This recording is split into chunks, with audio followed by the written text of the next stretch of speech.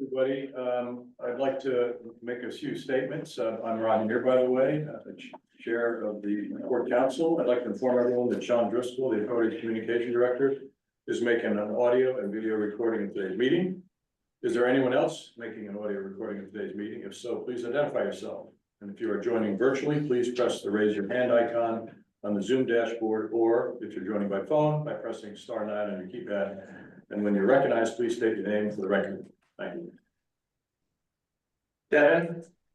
Devin Ankeny, Falmouth Enterprise. Thank you.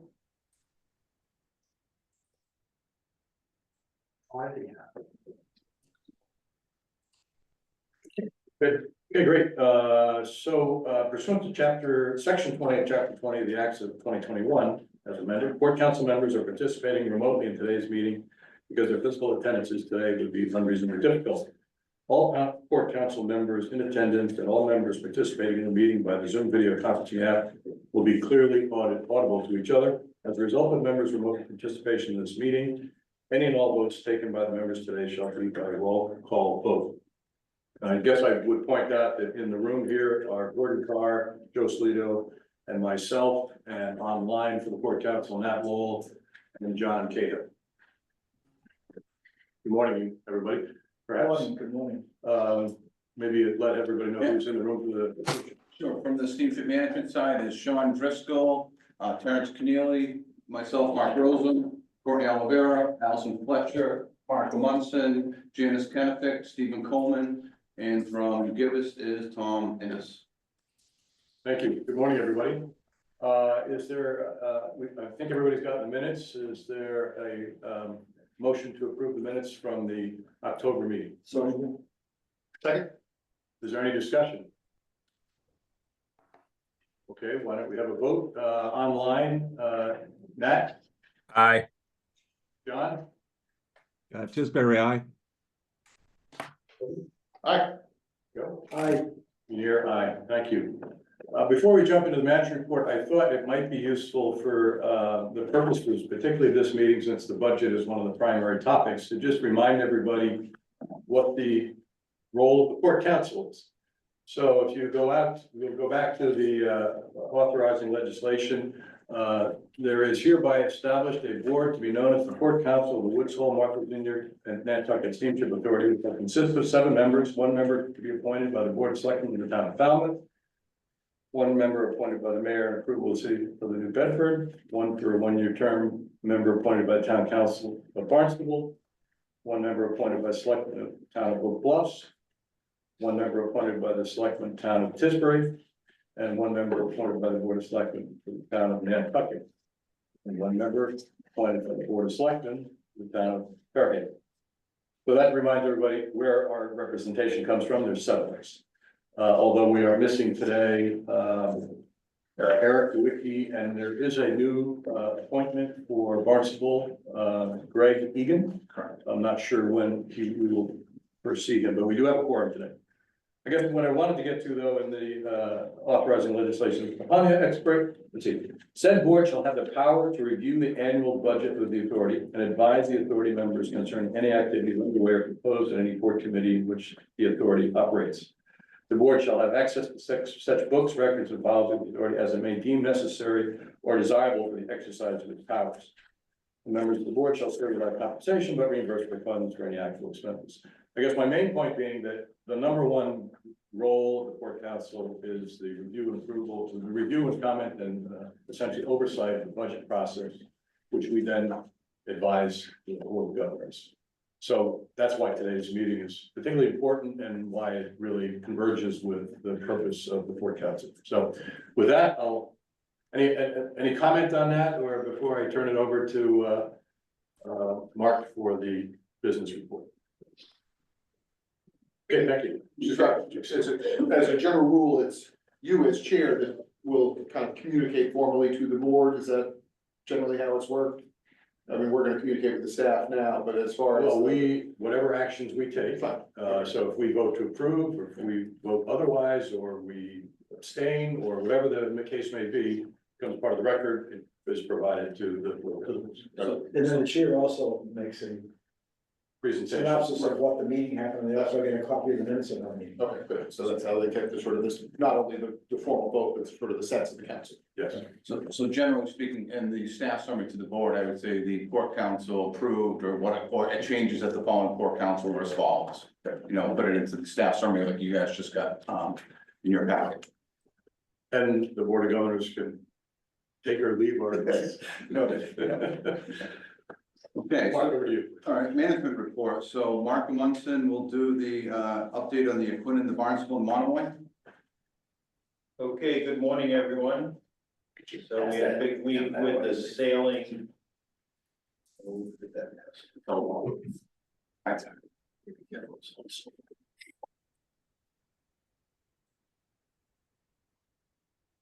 Good morning, everyone. We had a big week this week with the sailing of the Barnstable heading out in last week en route up to Fairhaven for final preparation for heading into service.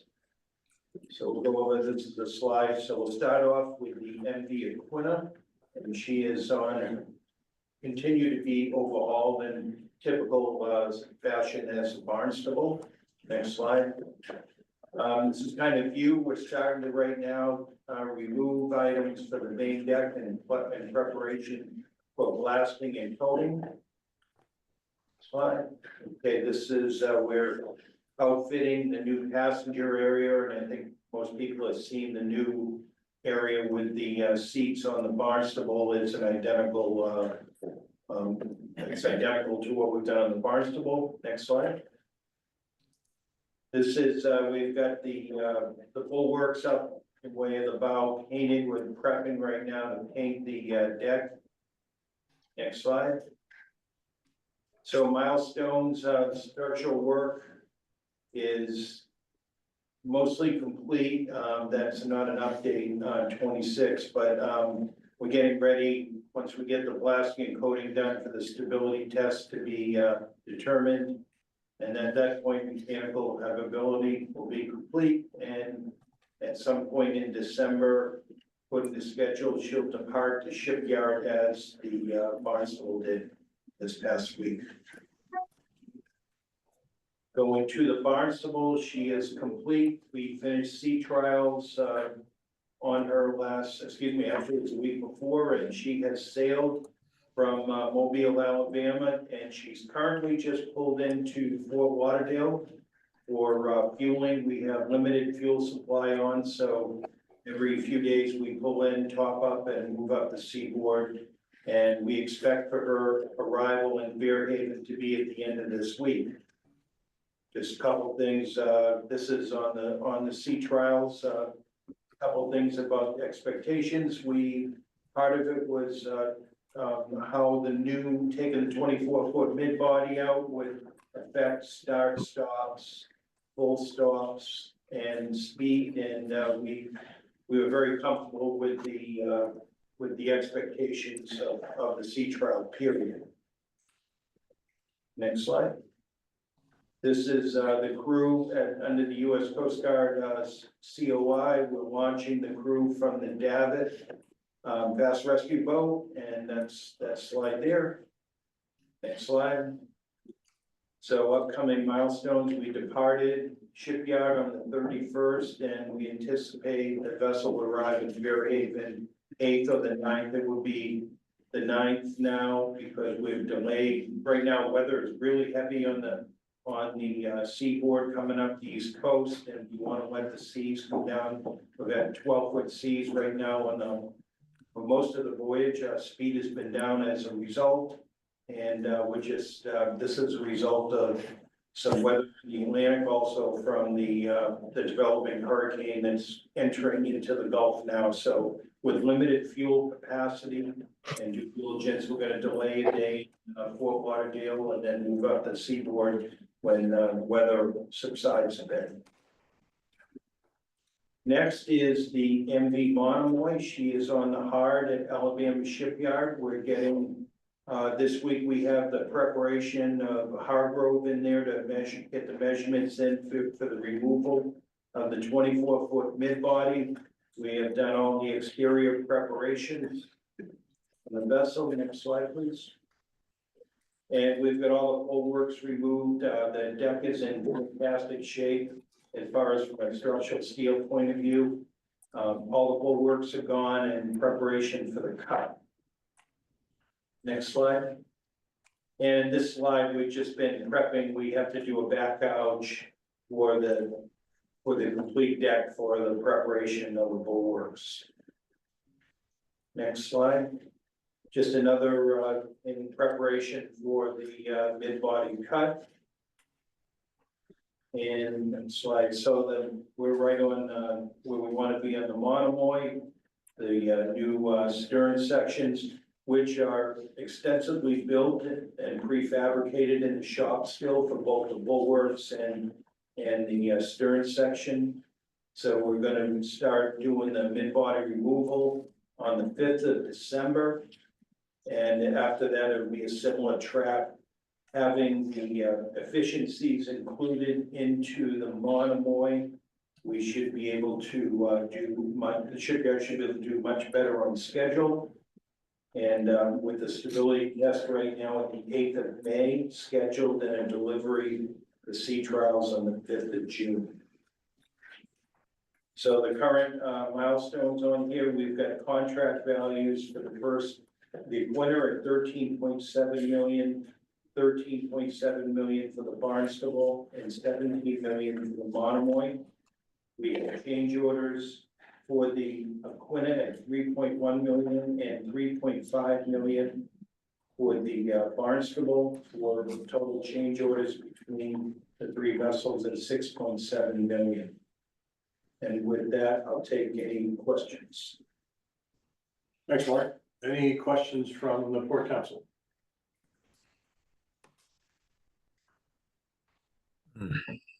Just quick question. Mark, thank you for everything you're doing, as usual. I didn't realize that Aquinnah was going to be able to leave in December. This is good news. I thought it would be a little later than that. But either way, during the winter, you know, I just think that's encouraging because of the other boats and spring, late winter, spring schedule for both islands. I think that'll be a great way to kind of integrate things early on. When do you think Fairhaven will be done with the Barnstable? Do you think we'll have that on our route by January 3rd? More important question. We have completed the Coast Guard certificate of inspection already, and that includes all except for, we have to, what's called a new entrance into the zone for the Coast Guard's for the Fairhaven Cape Cod area. We have some training, which is an integral part of this. You know, we have a completely new suite of controls. Yeah. And also we have, for the first time on the freight boats, we have new MES units, the re-evacuation systems that we're going to deploy for both as a Coast Guard requirement and training for our crews. So we got a lot of work to do. Very little from a regular. We did most of the regulatory down south, but we still have work to go. Okay.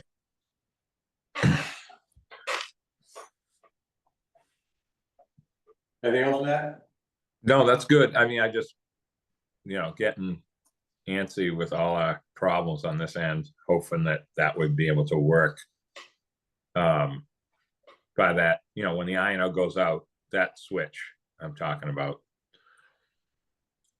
But that's okay. Whatever works. Thank you. Thanks. I just was curious if what you've learned so far. In other words, it's early days, obviously, but you've had to fuel. I think you fueled twice now, once in Tampa and now once in Fort Lauderdale. What have you learned about, you know, fuel consumption, operation of the ship, any performance things that have become evident in these early days? But we learned more in the sea trial. We've had time that our transits, for instance, from Mobile to Tampa, from Tampa to Fort Lauderdale, have been timed so we've made our speed cuts, meaning that when it's not full speed, it's to get daylight arrivals and into the port, you know, we have a new vessel, new cruise. Due diligence would, you want a daylight arrival, everyone more alert and coming in at night. We had a marin study on speed when before we acquired the boats, and we matched the speed power curves for that. So we're very happy to see that, because you take a 20-foot section out and you add a very large stern section on, the boat is different now and different characteristics. So we've matched so far. We're optimistically, happy with the speed on the vessel, and we're getting up here and actually getting it en route with cargo aboard. We did simulate coming up of ballasting for our transit to close to a fully laden draft, so we're pretty comfortable with how the vessel is gonna operate, as far as those are the drafts we're gonna be at when we load and discharge and very little, all the 4 ports, 5 ports that we operate in. It seems like there's an opportunity to learn about fuel consumption because you have to get fuel so often. And I don't know if you have, the good metering on board, but just buying fuel and topping off, regularly gives you a lot of information. And it's an opportunity to take advantage of that, to see just how the vessel performs for the fuel consumption. We do expect to have 4 sea states, the remaining part of, and with that, we're not gonna get a good feel of what our fuel consumption rate is gonna be until we actually get into, we've been consistently in 12-foot seas. And now these are. I'd still argue any data is good data, and it's an opportunity to accumulate a lot of it. Yes. Any other questions? Thank you, Mark. Okay, so next up, we have the IT review. If you don't mind, I'm just gonna move this so I can see everybody. Join the party. All right. Right, hello, everyone. Tom Ennis from Gibis. So going to give an update on where we stand with the reservation system planning. So really excited to announce we kicked off. Woo! So we've now formally kicked off internally, and have been working through more of the details of really rounding out the project. So but the team is on board and we've started. So on the next slide, a couple updates. So we're still trying to finalize the RFP, get that out to market. We've gotten lots of pings from the different vendors showing interest and wondering when it's going to be out. So that's a good sign. And still working on November. I'll give an update on the next slide. As I mentioned, we kicked off the internal project team, and a big focus of the discussion and conversation has been around, okay, how do we kind of rethink the reservation system, really focusing on what are those elements of the customer experience that are going to be part of the reservation system and part of the many thousands of decisions that are going to have to be made throughout the contracting and then ultimately the implementation. And also thinking through again, what does it mean to roll out a system like this? How are we going to have a live system and have a new system coming in? So starting those discussions. So really I would say just we're in a good place, and really excited to now be working on the details of the project charter, and then trying to kick off some of the elements of the project. So in terms of the RFP, was there a question? Sorry. Go ahead. Okay, on the next slide, so the RFP steps, this is not to scale. The RFP drafting and refinement has been what's been going on for the past many months. And that has largely happened, so right now we're in the legal procurement review phase where we need to work on the details of the RFP and really finalize exactly what goes out to the vendors. What are the things like, terms and conditions, how do we make sure that we're asking for the right thing and giving the vendors the information that they need, and also finalizing the process. As you know, government contracting is quite complicated and has a lot of steps. And we need to be thinking through those steps now so that, a couple months from now, we're able to, continue to follow the process and have, given clear expectation to the vendors. So we were hoping to get it out mid-November.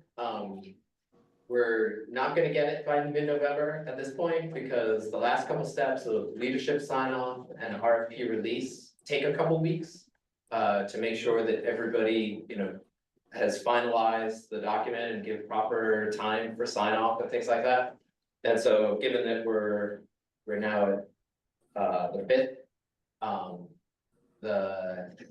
so now we're more than likely, it's gonna be like end of November, but it's still really working hard to try to do this in a very condensed time.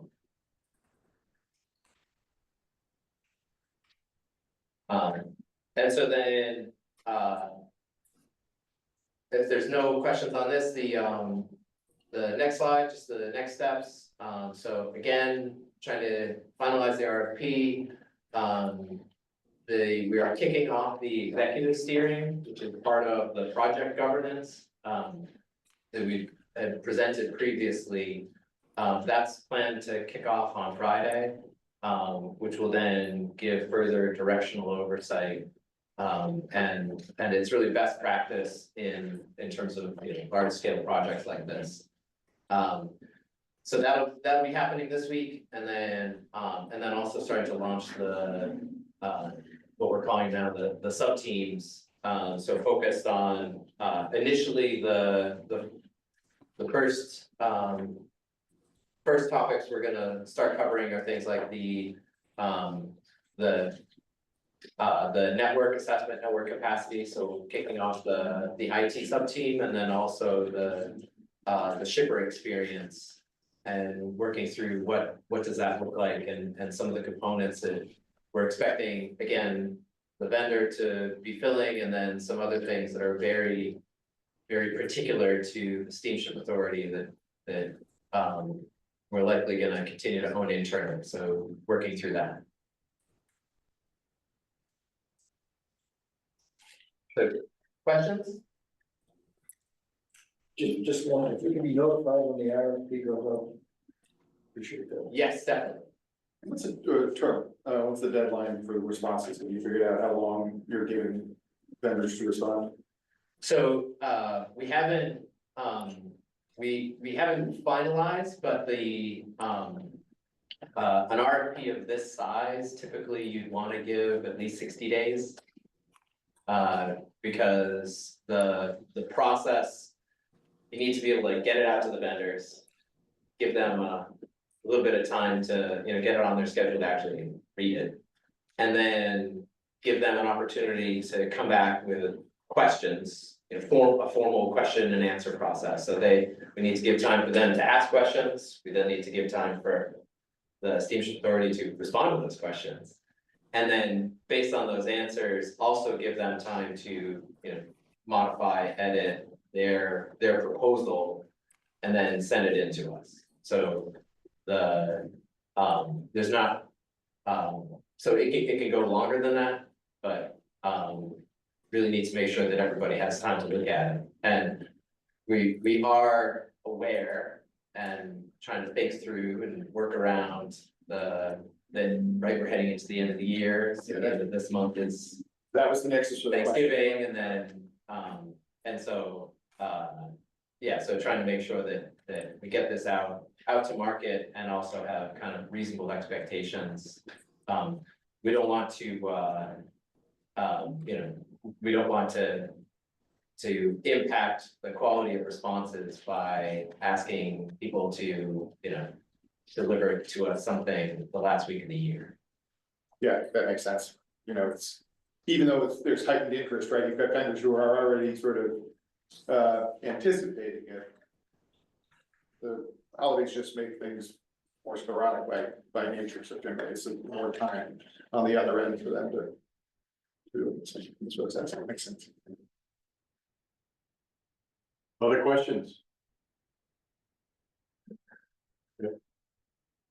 I guess I would, I was just wondering if there was any engagement with vendors in advance, to get input so that the RFP sort of considers vendor thoughts on it. In other words, the process of sending out an RFP and then getting questions back and potentially having to make an amendment all adds to another way is to engage the vendors up front, like have an information session or something like that, where you get input and then it might help you, you know, refine it. I mean, I realize we're trying to be on a deadline here, but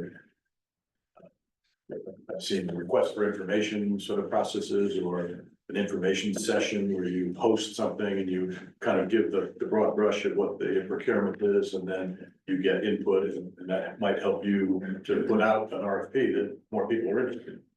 Yeah, so our approach to that had been, rather than going through a formal RFI, request for information process, earlier in the year, so February, March, had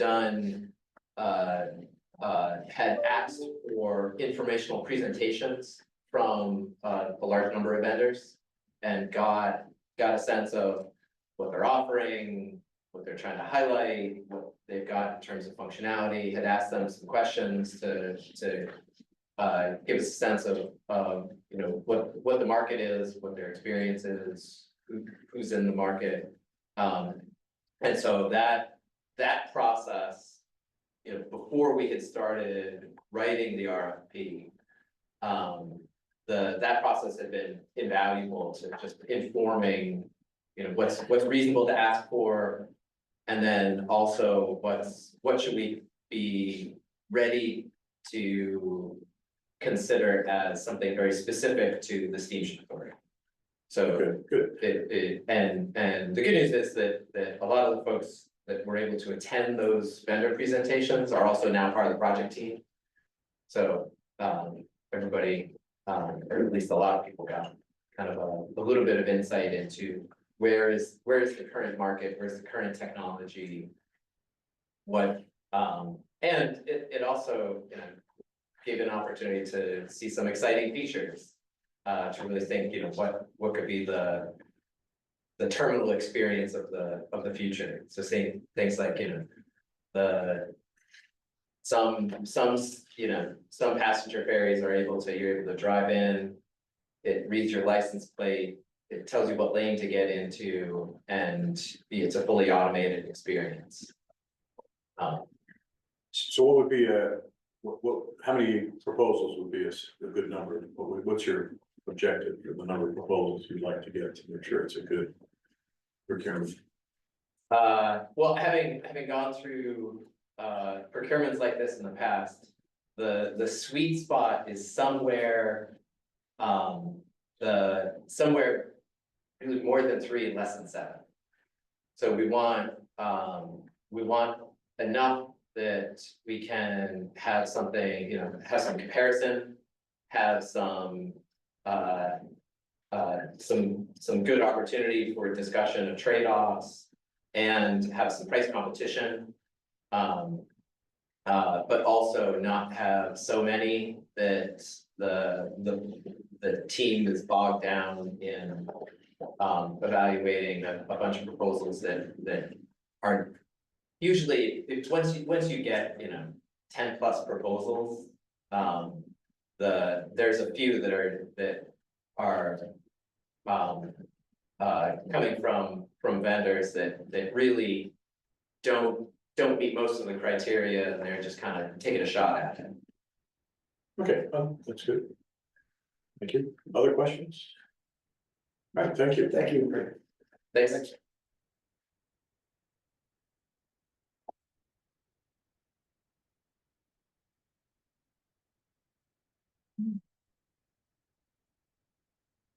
Sorry. So used to be the first.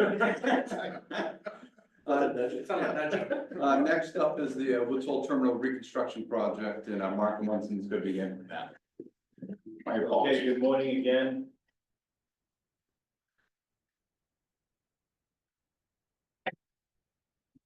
Okay, so as an update, this slide is showing the geothermal well trenching, lateral lines, the terminal building, all the wells are done, and the lateral lines are near completion. Next slide. And this is the utility building, showing waterproofing and insulation. Okay, this shows the structural steel and the metal pan deck being installed at the utility building. And this is a view from the underside showing the under deck structure and supports. Just another view of the same area. And so where we are financially, the project contract was 32.1 million. To date, we've had 3,175 and change orders, and the total cost is 32,137,706. And any questions? Any questions? Interesting coming off the boat today to see all of that. Where all the vehicles are backed up. So it is. We'll be discussing that in a couple items. Other questions? That change order number is kind of remarkable, right, for so far? Yeah, I know, sorry, that probably did. Yes, it is. It's going exactly as It's planned. pretty good, yeah. Mark, what percent complete would you say you are? I would have to defer on that. I've been in Alabama for a while, so I'd have to defer on that to others. We'll get you an update on what the percentage completion. Out of curiosity, what is gonna happen on the ground floor? I believe, again, I've just stepped back in. I've been away for a while. I mean, is that a basement? Is it a car park? Is it I a? believe it's more storage and, dry storage. It's not water, correct me if I'm wrong, Al. I'm going from memory. I too am not involved with the planning much more. Where they'll store the Kubotas and other pieces of equipment, so it's out of the weather. Yeah, Okay, stores, temporary storage, stores, Yeah. vessels and things of that nature. yeah, I was just trying to recall the design and how And, it looks like a dirt basement at the moment, but, lost and found and all that will be on the second floor, so. okay. Right, it's a dry flood proofing that we talked about, interesting endlessly, but being able to move the equipment and getting it out of there in case we do have a flooding event. Okay, thank you. Thank you. Next up is Mark again with the MV Eagle dry dock status. Welcome back. Got a lot of geographical area covered. So the Eagle is in dry dock at Nesco Shipyard in North Kingston, Rhode Island. Here's a picture, a view of the bow area. So as we continue this area, we have just highlighting the area of operating in Hyannis. So we've consistently had this same over the best number of dry dockings where the sand is polished the bottom with us. Slide.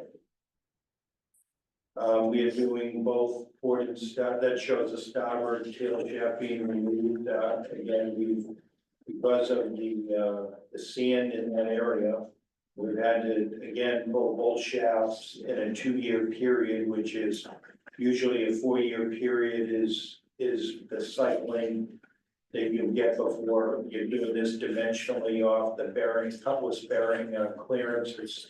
So as of right now, our vessel's operating consistently in that area. We're having to draw both tail shafts to do repairs and install new bearings. Next slide. This is just an area, you can see we're on the top of the, this is the top of the rudder area. And we have both rudder flaps that are being built up and getting ready for maintenance and getting ready for reinstallation of bottom shafts. Next slide. So the highlights of the docking, we've gone through and due diligence, gone into the thruster, changing of the seals. We've got some structural steel renewal, blasting coating on the hull and superstructure, and removal of port and starboard shafts back in and for overhaul. Slide, so the financial highlights right now, we're at 1.49 million. And again, we're at the beginning of the docking period, and we anticipate change orders with the tail shafts and the rudder work. Again, we just started this process. So the next, as I say, board meeting will have updates on change orders, but they're still consistent with the expectations of our budget. Any questions? Thank you. Questions from the court counsel? Mark, 393,000 for an air handler. What is, I mean, I hate to ask this, but what is that? I know what it is, but that Well, it's normal? It's a lot of money. certainly is, but right now we have to, this is a look ahead period in our air conditioning and the vessel operation during the summer months. Yeah, This has been planned, and it's removing the complete air handling system and reinstalling a new system that will have more consistent air conditioning for our passengers during the summer Yeah. period. I figured there was more to it like that. That's good, because that boat is either boiling hot or freezing sometimes, so that's good. Whatever we're doing to improve all that is great news. So, thank you. Joe? Is there any possibility of Barnstable dredging that out so we don't have this problem all the time with any boat that comes out of Hyannis?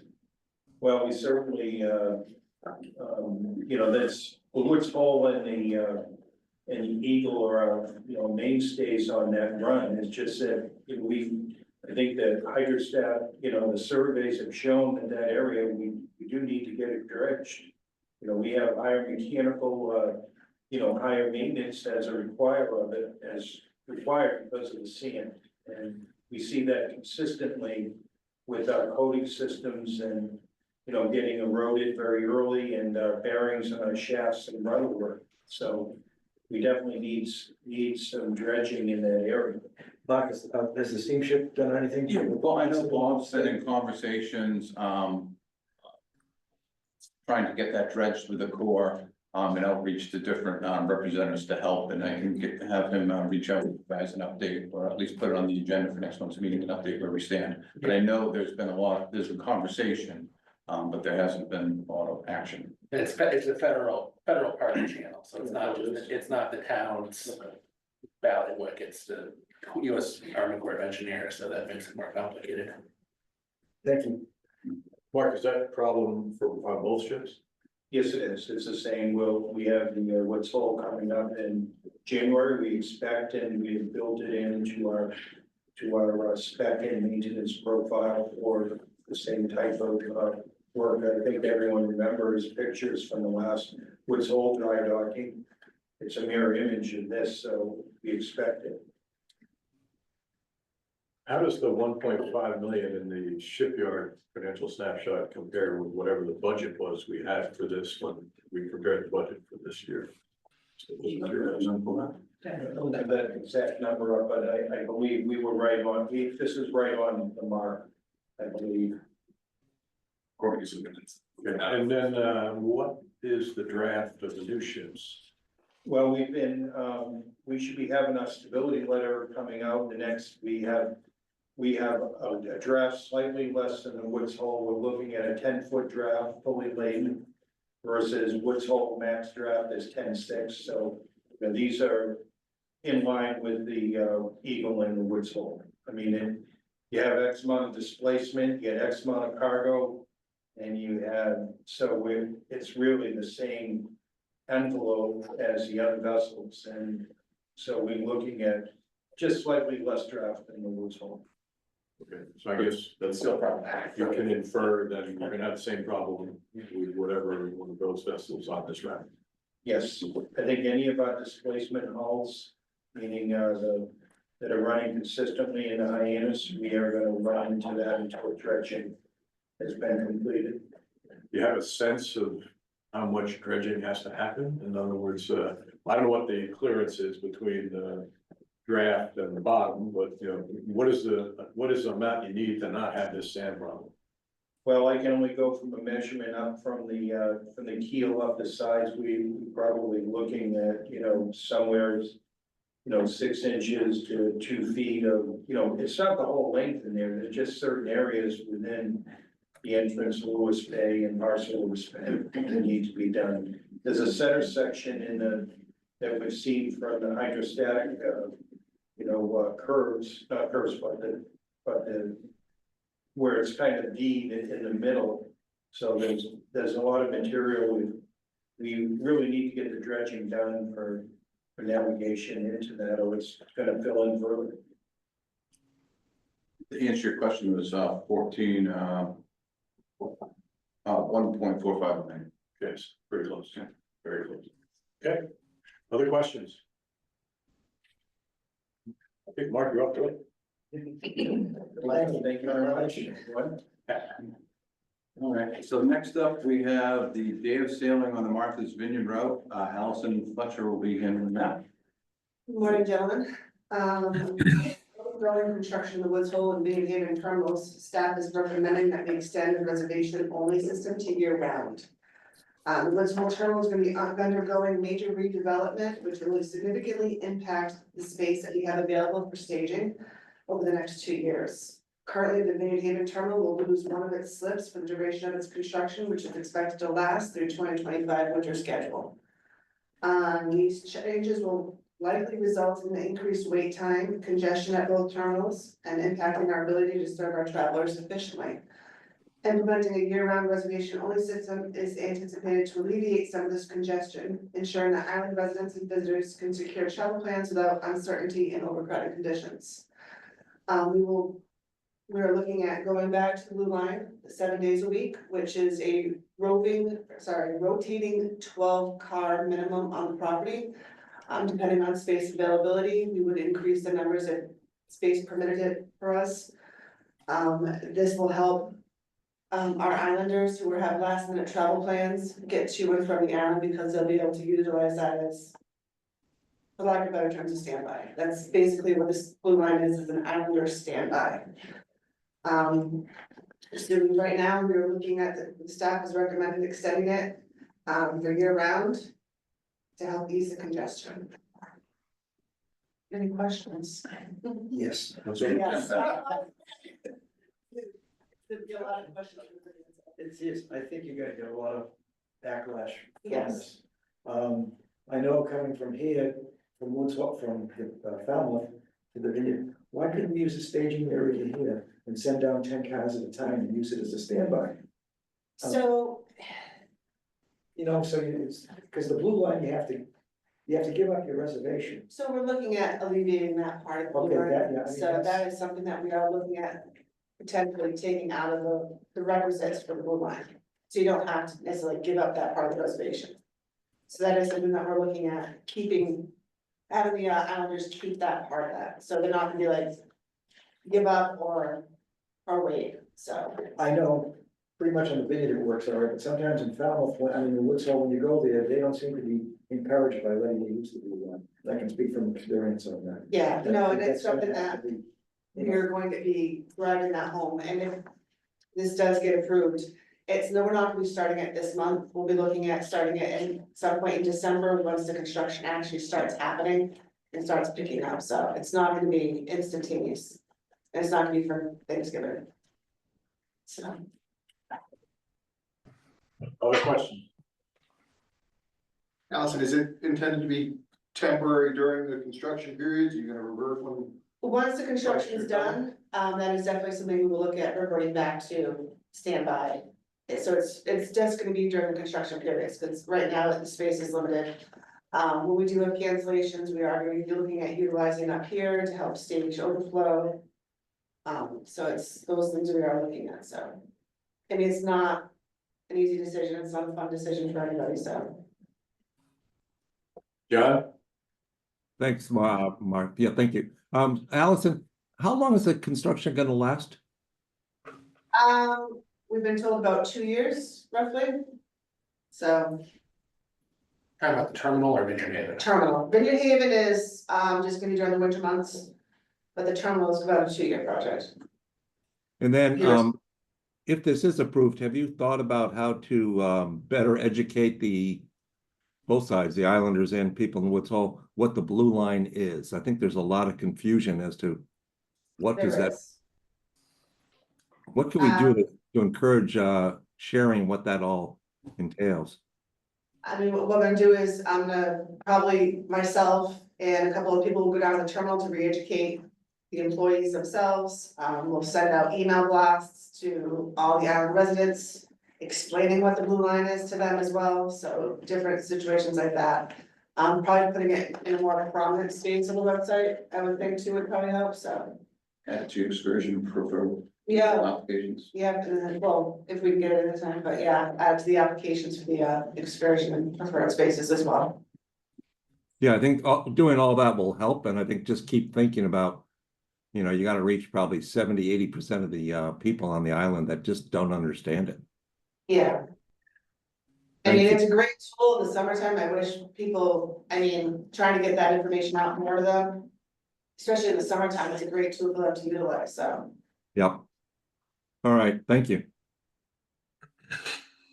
Would it be possible to wait for the end of the year to do that, where we have Christmas people traveling back and forth? That is definitely a possibility, yeah, like I said, we weren't gonna really start it until some point in December with the construction actually starting. Yeah, But that's something we can look at potentially pushing it off until until January 1st. Yeah. After that. start like a big.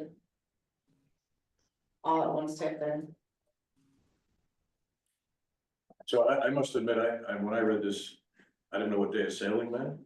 Other than, what the words mean, I didn't know what blue line meant, so, I'm maybe not, the best person, but so it was hard for me to visualize what was being Right. proposed here.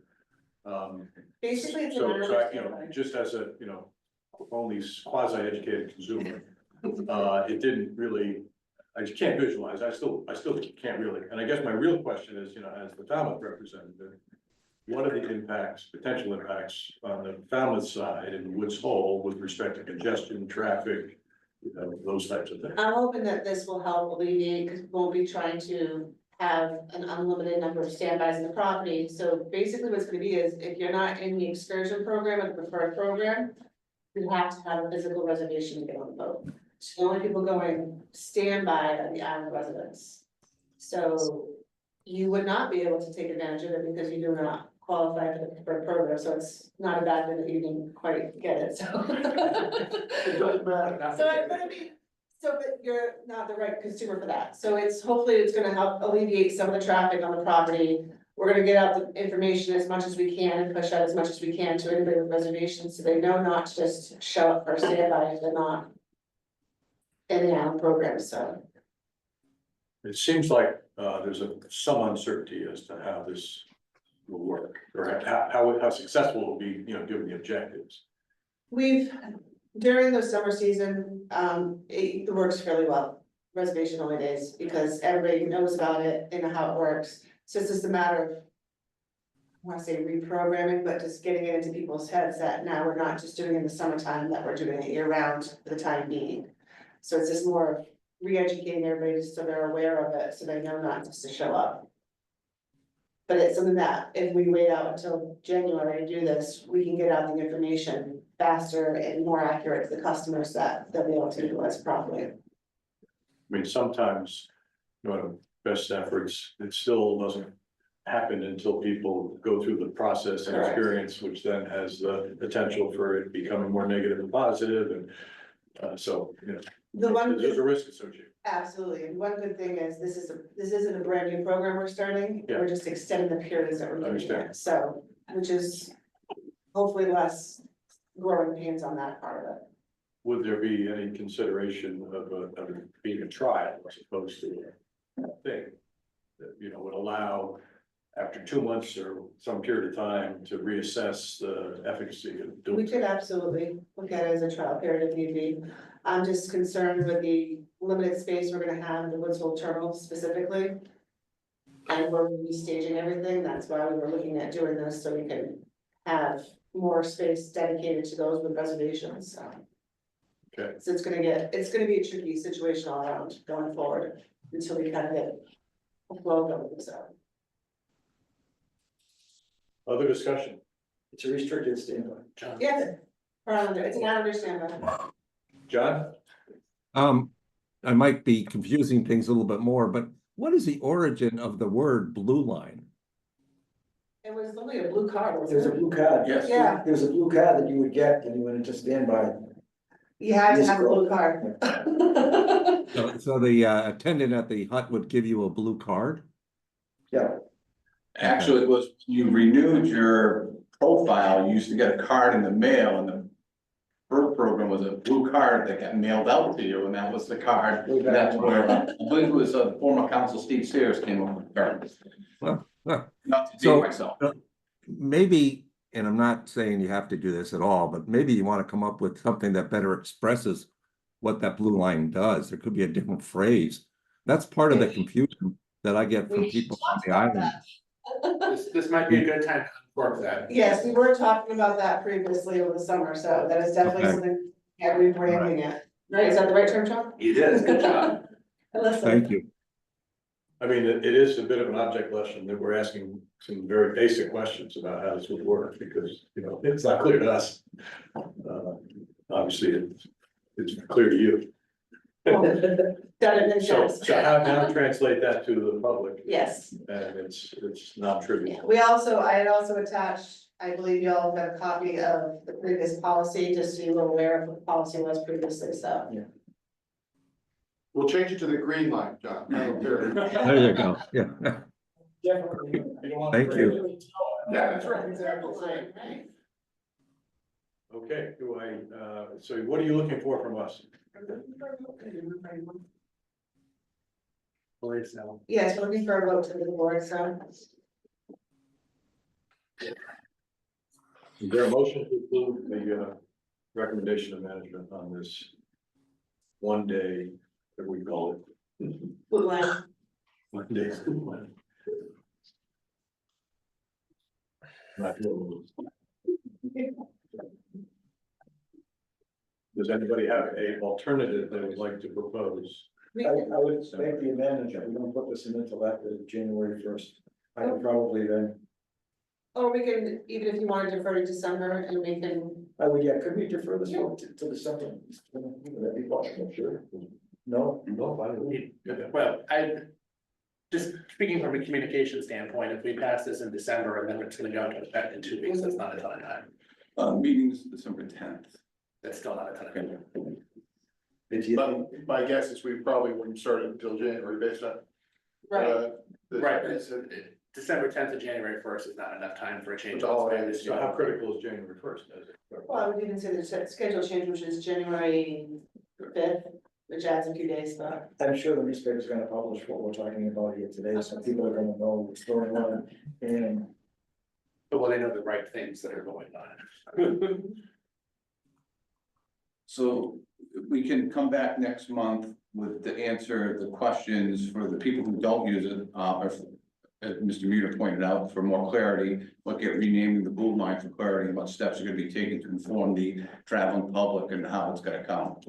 So that would be my recommendation, that we come back in January, because it's a joint board and port council meeting on December on the 10th. Okay. And we can clean this up a little bit for that, anyone, whether an island resident or not, can read it and understand what's going on. The other reason I would like to see a little bit delay is that on the week of the 18th, hopefully, we're going to have a meeting of the board council members from Oak Bluffs and Vineyard Haven, the governor and senior staff, a public meeting on the vineyard, which they're gonna have a chance to ask questions of the senior management here. So it's gonna be at 5:30 at night, so the general public can attend. So I'm sure what we're discussing here today, excuse me, is gonna be brought up at that meeting, and there may be more things and more input that we might need. Okay. Well, then, And I would suggest considering it be a trial that has some kind of finite period for assessment as a part of it. And again, the board of governors can decide to do what they want to do, assuming you're gonna bring this up at their meeting in a few weeks' time. yes. Bring it up for information purposes, and if they choose to vote, they can. Okay. Yep. All right, well, I think that's, we've done our job as far as raising what we think might be an issue. Yeah.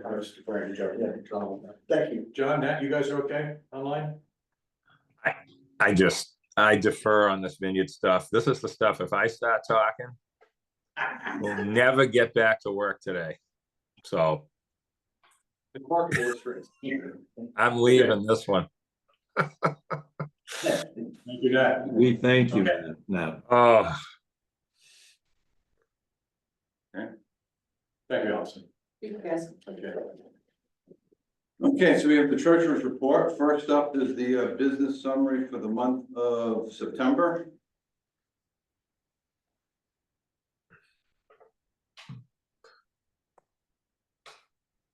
Okay, so the month of September compared to 2023, passengers in both routes were up a combined 2.6%, or just under 7,600 passengers, with the Vineyard route up just under 6,000 passengers, and the Vineyard route up almost 1,600 passengers. Year to date, we're up 8,100 passengers, or 0.4%. For both routes combined, and again, this is all one, when I bring up traffic statistics, it's all one way. The passenger vehicles, on the Vineyard route, we're up 2.9%, or 1,365 vehicles. The excursion fares categories were up, while the standard fares were down. On the Nantucket route, we're down 5.9%, or 550 vehicles. Combined standard vehicles were down, while the excursion vehicles were up a little bit. For the month, both routes combined were up 1.4%, or 815 vehicles. But year to date, we're down 14,000 vehicles compared to 2023, or 3.1%. Freight vehicles, for the month of September, we're up 1.1% for both routes combined, or 92 vehicles. Year to date, we're up 1.1%, or 863 vehicles. Cars parked for the month, up 6.1% compared to the previous year, or 1,121 vehicles. Both routes were up. Year to date, we're up 1.1%, or 1,500 vehicles. The Vineyard route's up 3,000 cars parked, while the Nantucket route's down almost 1,500 cars parked.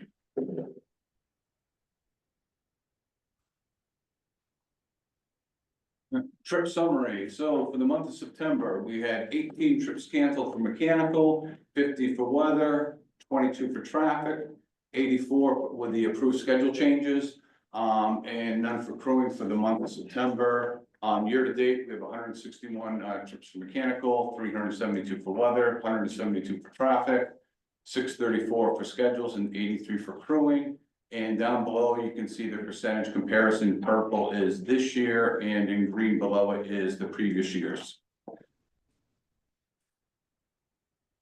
Financial snapshot. Operating revenue of $14,385,000 was down $1,542,000. We had $923,000 of other income. Total revenue combined was $15.3 million, which was down $1.3 million. We had operating expenses of $10.8 million, which was down $344,000 compared to budget. Putting this all together, we had a net operating income of $4,346,000, which was $929,000 below budget. But year-to-date, our operating income right now is 17,034,000, which is 685,000 higher than budget. So big drivers here, you can see automobile revenue is down almost 1.2 million. And if you look at the traffic statistics, those were compared to 2023, but the budget used traffic statistics compared to 2022. So in the month of September, we only had one trip in 2022 canceled for weather-related compared to the previous 2 years where we've had over 50. So it was a significant delta on the quantity of vehicles traveling in 2022 compared to 2023 and 2024. That also relays why the passenger numbers are down as well. So putting this together, revenue was down 9.7% at $1.5 million. Year-to-date revenue, led by the automobile revenue, which will play a factor into the next conversation on the budget. But year-to-date, we're down 3.1 million in revenue at 2.8%. Operating expenses for the month of September down $344,000 at 3.1%. We had some timing issues on the realization of expenses and maintenance. So for the month, we're up 375,000, but year to date, we're still down 2.3%. Fuel vessel operations, that's driving the vessel operations costs down. We're down 6.7% there. And then we have insurance expenses increasing about $55,000 this month. So the first 3 months of October, for the passenger, first 3 weeks of October, for the passengers carried, the Vineyard route was down 1.4% compared to 23. Nantucket was up 2,200 passengers, and statistically we're flat or down 55 passengers. Year to date, we're up 0.3% for both routes combined, for 8,156 passengers through October 21st. And so for the first 3 weeks of October, we're down in all the vehicle categories for both islands combined, which is resulting in a 6.5% decrease compared to 2023, or about 2,900 vehicles. And with that, I'd be happy to answer any questions regarding the business summary for the month of September. Questions from the board council? Yeah, Mr. Chairman, just a little humor mixed in with a little humor with facts. Mark, this is where I say, if the public saw that last slide, they would say, but we can't get on the boat. You know what I mean? Like, this is, you know, our issues are different than the Vineyard, but there is one thing that's the same, is when you can't get on, but you can. You know what I mean? Like, the last schedule that we had, if you look, I'm sure that if you look at every trip, you know, you're going to find a lot of space that is unutilized because of the timing, and the people don't want to travel on those trips, versus when they do want to travel, they can't get on with a reservation. And that problem has been going on for forever.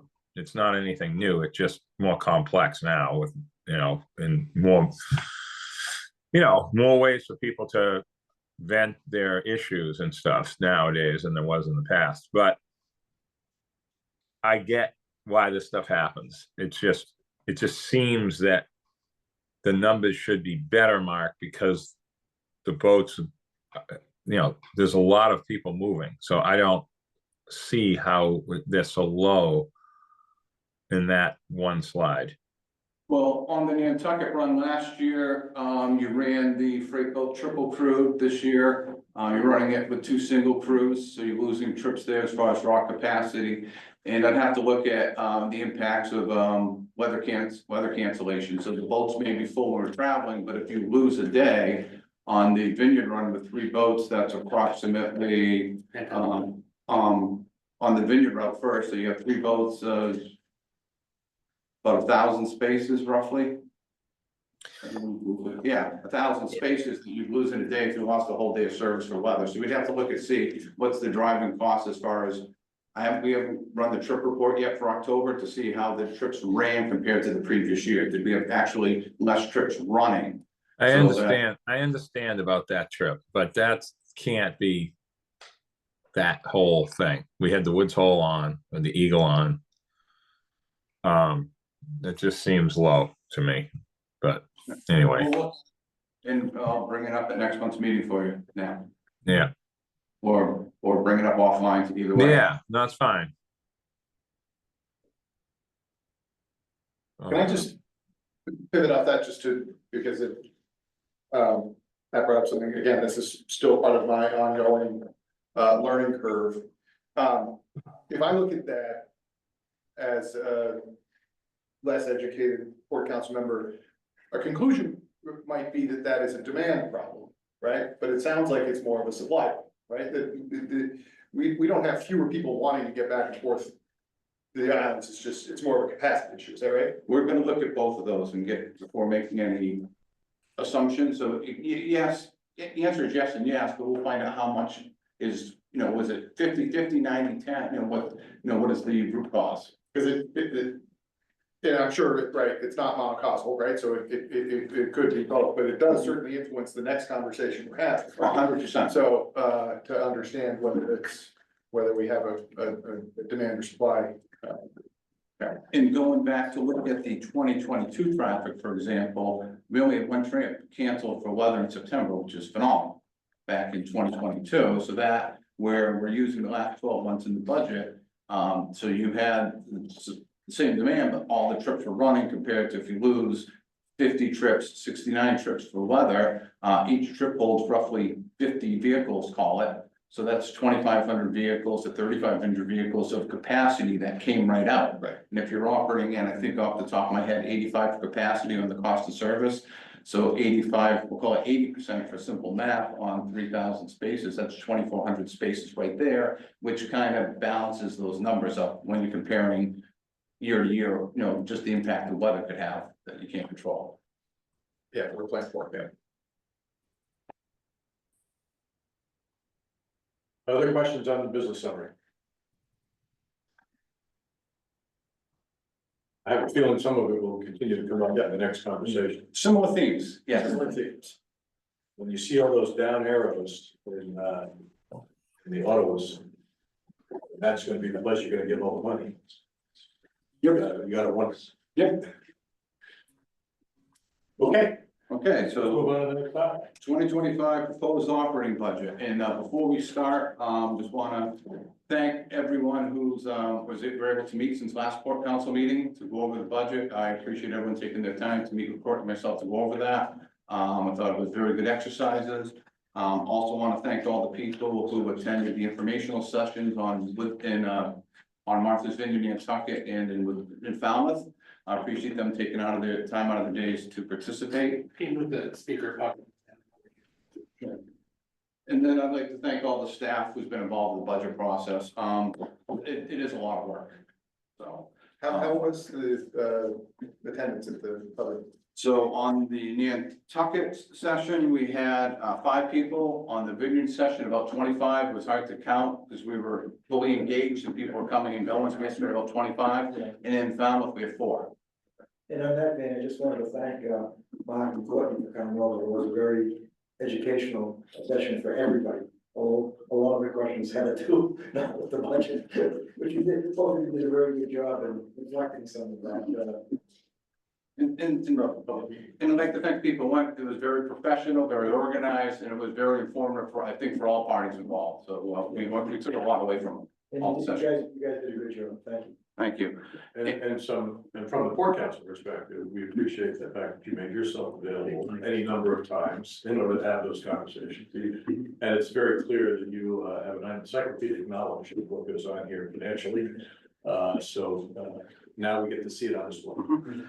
And since the last port council meeting, high level, we've made some adjustments. There was about 2.3 million in operating expenses that have been removed, which we'll go over. And it did affect and it did reduce the rate adjustment by equivalent to that amount as well, roughly.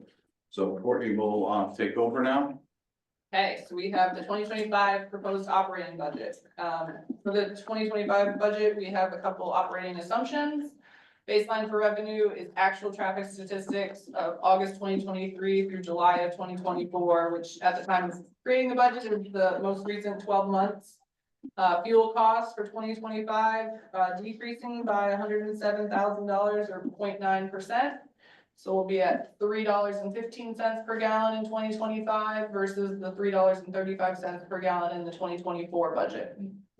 Operating budget is based on the 2025 approved operating schedule. We have vessel crewing in the 2025 budget, which has increased training, recruitment, and retention. Vessel crewing, this will keep able-bodied seamen in the off-season as we did in 2024. Keeping the extra ABs creates a feeder system for potential new licensed deck officers. We also will have the Barnstable and the Aquinnah in 2025. Because of these new vessels, we have increased insurance costs, increased fuel usage, and depreciation expense in the budget. So the bottom line, operating revenues, 139.1 million, operating expenses, 150.7 million. And as Mark stated, we have a decrease of more than 2 million since the presentation at the October Port Council meeting. 1.7 million in expenses have been reduced due to network and software costs associated with the new reservation system that have been identified as capital. 344,000 has been accelerated into 2024 for the dry docking of the Governor, which was approved at last month's board meeting. Back up to other income, $12 million budgeted for 2025. Other expenses at almost 3.8 million. For a net operating loss of 3.3 million. Here we're looking at significant operating expense changes between the 2024 budget and the 2025 budget. Training will be up 400,000, payroll taxes up 653,000, vessel maintenance up 871,000. We have a couple slides with more information on maintenance expenses. Insurance costs will be up 1.1 million due to the new boats, some one-time builder's risk insurance that's associated with the Monomoy. We have pension and relief expenses up 1.2 million. IT expense up 1.3 million. We also have another slide about the details on that. And payroll is the biggest variance, obviously, up 7.8 million. The increase of more than 7.8 million is include board approved wage increases, settled contract agreements, and estimates based on union negotiations. Okay, so on the left, we have IT hardware budget breakdown by category. The total dollars for the hardware budget is 765,000. So as you can see in this graph, 69% is going to infrastructure, 11% to the reservation system, 6% for credit card processing, and 5% each for cybersecurity and disaster recovery. On the right, we have IT software budget. Total dollars is almost $3.3 million. 27% for website expenses, 15% for financial applications, 15% for infrastructure. Part of this software budget also has improvements, which will include cloud-based services and a security information and event management SIEM program that will identify network problems and notify departments, which will allow us to be more proactive instead of reactive.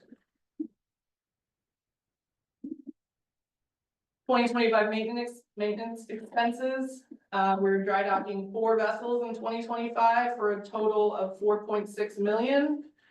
We also have terminal dolphin and dock repairs for a total budget of just over $3 million. The larger projects include the Vineyard Haven Pier work and decking repairs, Vineyard Haven terminal roof replacement, and some repairs to the Oak Bluffs transfer bridge. So here's the maintenance budget breakdown by category. We have vessel maintenance, which is a total of almost 17.5 million. 32% of that is non-dry dock vessel repairs, 27% for the 4 vessels we talked about for dry docking, 28% for maintenance and vessel crews associated with repairs. On the right, we have landside maintenance, 5.7, almost 5.8 million. 34% for repairs to dolphins and docks, 20% for miscellaneous maintenance, which includes terminal gas and electric, gasoline for the buses, uniforms, rubbish removal. And 18% for repairs to buildings and structures. 2025 training and crewing expenses, total budget is almost 1.5 million. The budget includes STCW training for vessel employees, vessel familiarization training, new vessel familiarization training, new captain and pilot training, additional ABs that we spoke about for that feeder system for potential new licensed deck officers, cybersecurity and additional IT training, and the Training and Development Expo, which we hold twice a year, and we just completed last week, had one of those fairs. Okay, so on this slide, it's payroll summary. It's a little different than we had shown in previous slides, so in previous meetings. So on the left is the 2024 budgeted payroll distribution, and on the right, we now have the 2025 budgeted payroll distribution. So we're comparing apples to apples, 1 year to the next, where all the dollars are going. On the next slide, we have the budgeted payroll increases. So this is showing, for example, in 2024, we had 41.9% of the total payroll was budgeted to vessel payroll, but 57.9% of the wage increases in 2025 are being allocated to the vessel. So this is showing our investment in our employees who are crewing and the vessel employees. So we're not canceling for crewing, and that we have the staff that we need to operate. Now Mark is going to talk about the budgeted 2025 operating revenues. So take a step back, is on the vessels, the big thing is looking to attract more employees, retain more employees, and advance more employees on the vessels. So that's where the money's going. So that's the big concentration. Okay, so as we talked about on the slides, Pat, previously, and someone was a good fortune teller how this is gonna impact the budget, is that looking based on the previous 12 months. So we used the actual 12 months traffic from August 1st, 2023 through July 31st, 2024. And based on the current pricing, projecting passenger revenue to be down 845,000, parking revenue to be up 80,000, freight revenue up 825, and automobile revenue down 2.5 million to 3.6%. So we took the actual traffic statistics from August 1st through July 31st, put in the current rates, and that's with the revenues we compared to the previous budget. One of the drivers is, if you recall the previous port council meetings for a period of time now, they've been talking about the differential between the quantity of standard fare being down and excursion fare being up. So here's a graph illustrating that on the Vineyard route. So 2019 was pre-COVID. We were roughly 35-65% split of excursion fare to standard fare. During COVID, we saw that drop down 2020, 2021, where more people weren't traveling off the island, more people were traveling to the island or traveling with a car versus walking on. But now we can see that differential is now jumped up to almost 39% for excursion fare and 61% for the standard fare. And on the next slide, you can see on the Nantucket route, it is pretty similar statistics as far as not the actual same numbers, but the same trend. So when we put all this together, you can see in the first 4 months of the year, we have net operating losses where we accumulate roughly just over $20 million in net operating losses. We make money in the months of May through September, where we have a cumulative net operating income of 6.4 million. Then we lose money in the next 3 months where we'd have a net operating loss of 3.35 million. As mentioned earlier, we talked about the open house, the information sessions we had at the 3 locations. And the biggest theme coming through about that is the service disruptions. Whether it's through crewing, whether it's through mechanical, whatever it may be, the impact it's having on our customers, and also how it relates to the budget, the impact we have on the budget. We talked about the IT, it came up on the Vineyard about the new GM search came out, and we did add the search cost for the estimate cost for that for, the search firm for the new GM. But the big point is that, as Courtney showed on the slide for the payroll, where we're investing in getting more people in the feeder system, OS is the ABs, the pilots, the captain, looking at increasing the wages to attract more people from different industries to come here to work and to retain them as well.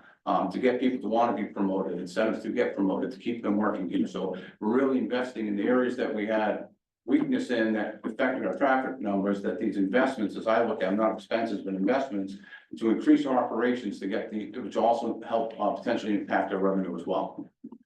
So we can either take this one of two ways at the Port Council's discretion. I can stop now, we can vote on the budget, because we'll need two separate votes, one for the budget, one for the proposed rate adjustments. Or I could go right into the rate adjustments, and then we can discuss it all as a whole and have two separate votes, whatever you guys prefer. What's everybody's pleasure? Whichever's easiest for you, I would think.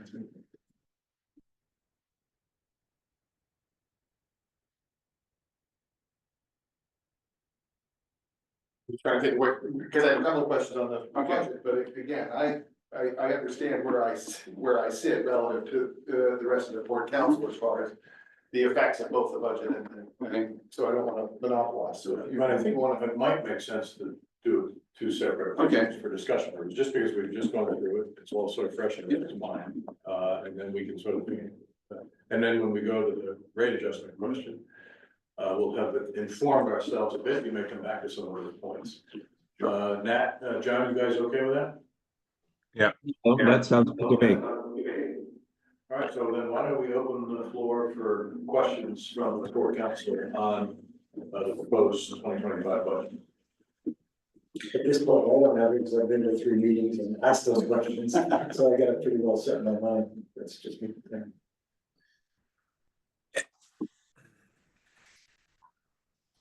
Where do you want it? Sure, because Mark gave me a pretty good rundown on this.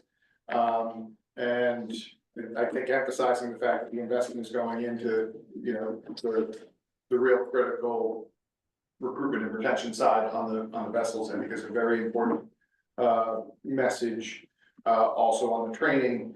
I know we're talking about the FY25 budget, but there are some of those that are up there that might be 1-year anomalous increases, and then there are some that are likely to be structural ongoing increases, right? And those kind of affect when we're talking about increasing the rates. Do you expect the training expenses, is that sort of the new normal at $1.5 million a year probably, or could that fluctuate more? I think we're gonna see a small pullback or flattening this year, because we have built-in amount, and I don't have the dollar money amount on top of my head, I apologize, but for the new vessel training, because once these vessels underway, and that's assuming that we're gonna get everyone through the fleet to do that, so once they're underway, we're not gonna have that cost. Right. Are we gonna still have increased training for recertification, so that could get spiky in some of that. Yes, but that's one example of a one-time cost on the training. Okay. And as things change,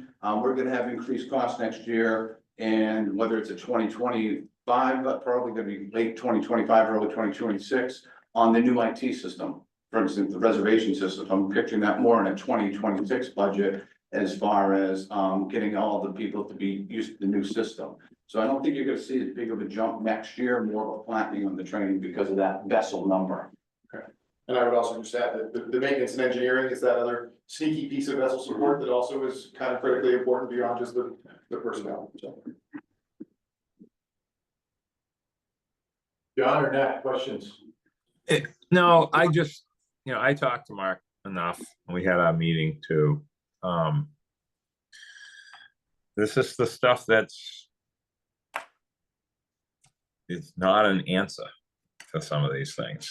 It's, I just get concerned about the future. I'm not, I called this a reset year. I think that's exactly what it is, regardless of whether we were raising rates as much as we are, or I think there's a lot of accumulated issues that are happening all at the same time.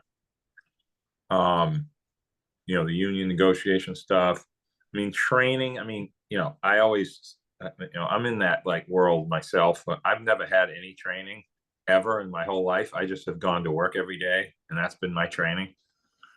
And I wonder when that all changed. Because it didn't cost anybody anything to train me. I just went to work and got paid and built customers and learned everything from different people that are now either dead or moved away or whatever they are. And that's the truth. I mean, and how did all the captains we have now that are retiring get trained? I think they just got on the boat and learned how to run the boats. But now we have to have a program that's millions to do everything that we did by just working.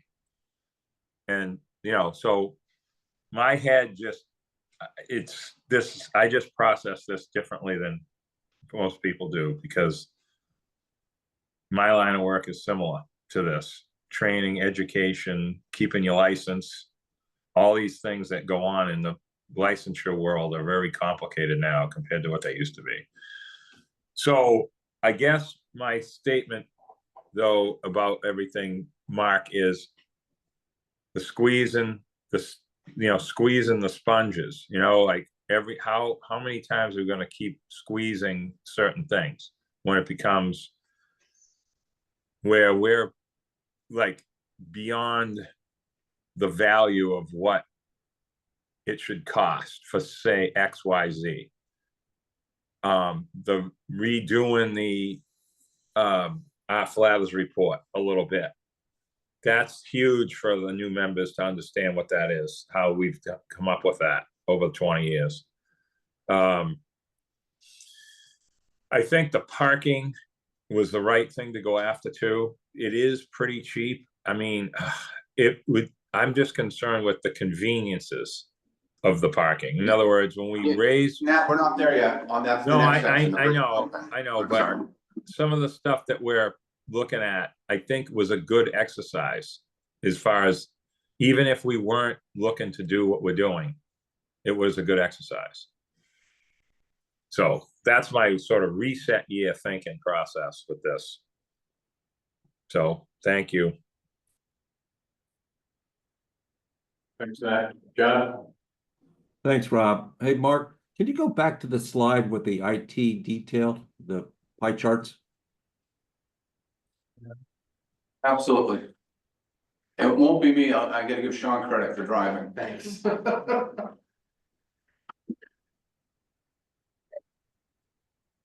Yep, there we go. The bit on the circle on the left, the pie chart on the left, where you have the infrastructure, is that a 1-year increase, or will that be every year? That's the current year, and then part of as we're moving from on-site hosting Yep. to software as a service, we're gonna start seeing some of these changes. You know, these budgets are gonna change where a software subscription in the future, if it's over a year, is not gonna be a software expense. It's actually gonna be a amortization expense, ironically, because you have to you have to capitalize and return. But these are what we currently have now in the budget as far as service agreements on the network. We'll still have some of the hosting and the network stuff that we have going forward, but it's going to change a little bit in where the buckets are coming from. But I don't expect the IT to drop going in the future. It's going to be different, if not more, with the new projects coming in. And then I think the last question is on the pie chart on the left, that infrastructure, what is the dollar amount on that? That was 765,000 is the total IT hardware budget. Okay. All right, thank you. Okay, I had a couple of questions, and I do think that this forum is when we should be bringing things up, even though we've all had the opportunity to speak with Mark, but I think it's important as a core council to sort of bring that out in the open with some of those. So some of my questions are questions that you may have chatted about a little bit, but I guess I'm sort of thinking about the model that is, so going to the budget that was established before proposing a rate adjustments on the revenue side. You know, the model is you take the, whatever the previous June to June or June, whatever it is, and then extrapolating that to the, is that the best model? And I guess I asked the question from the perspective of like, you know, the auto revenues are shown to be going down. And is that based on, I understand how you calculate it, but is that previous year a good model for, you know, were there any idiosyncrasies about that year that might have caused it to be So, different? so one thing I did do, and I should have mentioned, was that in the month of July, we replaced on the Nantucket run, this Woods Hole, the Sankaty, replaced the Woods Hole on the Nantucket run with the Sankaty, which probably equated to about $10,000 a day in automobile revenue. So even though I didn't increase the raw traffic numbers for the baseline budget, I increased the dollar amount, knowing it would be roughly about $300,000, because whether it was the Woods Hole in 2025 or the Barnstable or the Aquinnah, the capacity would be the same. And to Nat's point, questioning the numbers, in July, you know, on the Nantucket route, every boat's gonna be full. You know, so I did make that assumption. Back when we had COVID, we didn't have good numbers. We used the 90% forecast for what the passengers were gonna be in the forward thinking. And if you look at our overall revenue compared to budget, we're pretty close on the budget estimates. We're running 2 or 3%. It's just a matter of which category is, you know, pulling or pushing on the different categories. So if we see an anomaly and it's something that is something that's controllable, we'd make an adjustment like we did for the vessel switch this year's budget. And if we did in September through August, I would have done it for 2 months, knowing that we would have had that boat. We didn't factor any additional revenue for the new boats, nor any reduction in possible expenses, because we don't know how the boats are gonna fit into the system, is what effects it's gonna have. Is it gonna create new reservations? Is it going to create less trips, or is it just gonna spread out the travel, the trips that we have? We're not sure yet. We'll have better information once we put the boat on the run. But we did expect we used the same characteristics of the Woods Hole as far as crewing costs and fuel usage, which were more than what the Gay had in containment were. So conservatively on the expense side and conservatively on the revenue side for those assumptions. But we do look at outliers if there was something where, say, a vessel was out of service for an extended period of time, we couldn't run something, we'd make some assumptions for that. Okay. Do you use the budget for the previous year or the actuals? When we're creating the new budget, we use the actual data. We literally bring in every single trip, every car, every person by day, and then we look at those for not only the budget, but also for when we're forecasting rate adjustments. Is there a metric that you guys have for, you know, the percent of utilization? In other words, of all the spaces available, what percentage is actually being used? Sure. And is there a way of comparing that from year to year? We do, and if we recall back when we did the, it was when we were on the Nantucket, I believe it was July. So it was at the July Port Council. We do the cost of service analysis every year. And we present that, and that shows how our utilization this year compared to last year, the average cost of car spaces, the average revenue for car space. We do that exercise every year. Once we close out our books and do the audit, and the numbers are closed, then we do that analysis and comparison, how we did compared to the previous years. So what would be, in other words, if we're looking at the automobile revenue, which seems to be, you know, we're projecting it would be going down unless we make a rate adjustment. To what extent is that a factor of, as you mentioned, demand or supply? I think it's a factor of both. I think that you're seeing trends as far as the differential goes, that we had from a work from home perspective, that more people going to the island, where someone was anecdotally telling me during COVID, for example, that the people with New York plates on the island get honked at. But that's a secondary story. But you're seeing more people, as Nat Lowell says, cars are already in the garage on Nantucket. You know, the second homeowners that, now you're seeing that the amount of excursion profiles went from 14,400 to 14,900 since in the last 5 years. So we are up that amount. But I think it's more of we had a spike in 2021, 22 as far as the ratio of standard to excursions, and now it's more normalizing, and then we're finding out what the new normal is. So I guess where I was going with that was the idea that is that are we seeing, you know, fewer standard fare cars? Is that a reflection of something that we have to bear in mind? In other words, will we be over capacity at any time? Is over capacity something we're paying for in our expenses? And it sounds like on Nantucket, we're not, because every space is full, but are we in the aggregate? Potentially. So, I understand. I gotta. Let Mark answer, then you can. No, but Rob, you're right. You're circling the wagon, like doing really good from Falmouth. Okay. I could say something else, but I won't. You're doing great. So this is where Mark. I'm gonna go back to what I read at the very beginning of the meeting. When you said we're paying for our capacity, you were talking about the boat's capacity. The amount of space on the water, what you were saying, even though some others might not have caught that, but that's what you meant. So Mark and I, we talk about this ad nauseum. Okay. So what the problem is, and I hate bringing this up because it's almost like it just doesn't fit, but it's true. We need a lot of service 5 days a week.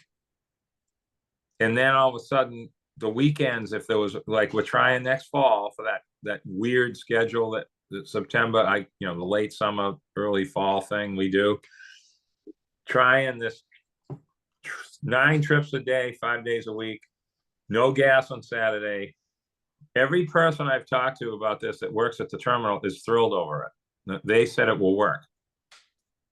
This is sort of what Mark was kind of alluding to earlier. But the crewing doesn't make a 6-day schedule or a 5-day schedule work the way it's hard to fit the crew part into what the needs are. Okay. So you aren't wrong about what you just said, but it's really the weekends that are the over, capacity on the water is more than what we need. The other thing is trucks are filling up the spaces for the one-way car losses, but the trucks don't pay as much as the one-way car. So all that stuff is in our Flav's report. It's nice that people want to take their car on the boat from the islands, but we don't make any money on those cars. But we certainly want to fill up the spaces with those cars. So it's a catch-22. It's sort of like saying, we don't make any money on sports teams, but if the boat was if they were displacing passengers buying one-way tickets in July, we'd have a problem. But we don't have a problem because they're paying for seats that aren't going to be used by somebody else. So there's all kinds of ways to do it, but the cars are here now. The one-way cars that were paying all the money for decades are now in garages with trickle charges and heated floors. I'm not joking. I'm not joking. I see them every day. So you have directional capacity. So for instance, last month, we just changed the Nantucket schedule where the second freight part of the Nantucket run on the schedule that just ended used to run 7 days a week, 3 trips a day. Now it's just running Monday through Friday, 3 trips a day to accommodate the freight that's not running the weekend. And previously we were tying up the freight boat on Saturday night, Sunday morning, because once the school gets back in, a lot of people aren't traveling Saturday night, Sunday morning. So we didn't need it. So we had efficiencies gained that way. If you look at the Vineyard run, for example, in October, we don't have a lot of traffic going over Sunday morning to the island. The boats are pretty much, you could fill everything from 6 a.m. to noon on one boat, but coming off the island, you're full. So at certain times of the year, you have directional needs, just like right now, the 9:40, the last island home, 9:30 island home is generally empty, but that boat leaving Atoll is full. The island is getting back. So those are some of the things that we're not going to get to 100% capacity because there's usable time and unusable times. Those are really not attractive travel times. So hopefully and we're looking to become more efficient, and that's where with the new vessels, we'll see how it affects that, and we'll start doing analysis as soon as they get on the run, looking at trends. Okay, well, thanks for your point there, Matt, and thank you for Yes. that. I'm really sort of asking in the question of the notion of, we're proposing a $15 million increase or thereabouts in we're suggesting that our expenses are going to be that high. We need that rate adjustment. And just want to be sure that we're looking for what trends might be happening and what our capacity is. We have new boats coming online. Each boat, you know, you have $40 million worth of vessel expenses, and you got 10 boats, you got about $4 million a boat. If you were able to say, I only need 9 boats, because I now can move the puzzle pieces around in a different way, you know, you might have an opportunity to defray some costs. Now, I know that what Nat's thinking, and that is we've saved the governor, and it's been proven to be a really great thing to have done, and I totally agree with that. So we don't want to, you know, cut off our nose and spite our face, but on the other hand, you know, if you're seeing movement in a direction, you have to be sure you're making all the analysis that you can make. And to take that point a step further, so when we replaced the Sankaty with the Woods Hole, and the Woods Hole came down here on the Nantucket run, with the Woods Hole running in place of the Sankaty and Governor, it has more usable space for trucks, even though, so our capacity didn't change that great. So over the course of a 7-day average, we're about 98% of where we were running 4 boats instead of 5 boats. So looking at that, which Yes. boats do you have in the mix for the capacity, which ports are they going in, can we run it the most efficient way? Yeah, well, that's a great point, and I realize how complex all these moving pieces are. In the interest of time, I did have a few expense side questions.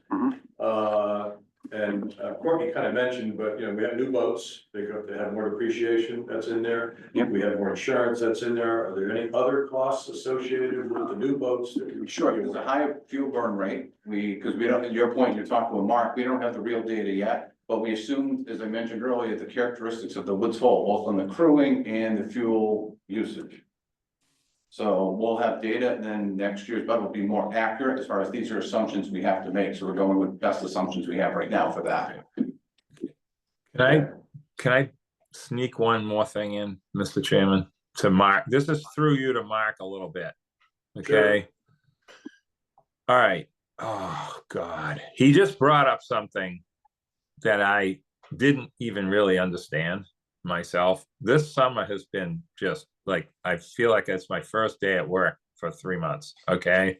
With what's been going on with the steamship and all the things that have happened and trying to explain it to people. It's been almost impossible. However, when Mark explained to me about people that are, you know, have to find alternative ways to do what their trip was, believe it or not, that kind of thinking had not really entered my mind as much as it did this year, okay?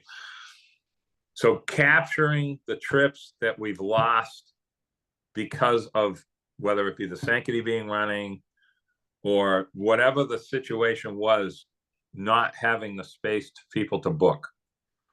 These new boats and the stuff that we're working on, I talk to Allison and Mark H about constantly now about this stuff. How are we going to open on this? Doesn't happen on your route the same way it does on our route. Opening up trips that were not really bookable by on the website or by a ticket seller. Different ways to book cars, you know, personal vehicles we're talking about right now.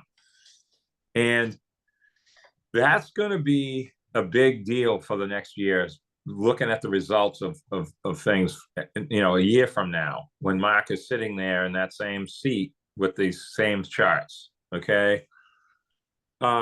Because that's where we've lost a lot of revenue that was expected, not so much where the trends of people bringing their car here for the summer, that's a different thing. I'm talking about people wanting to go away on a Friday afternoon and they have to take the fast boat and rent a car.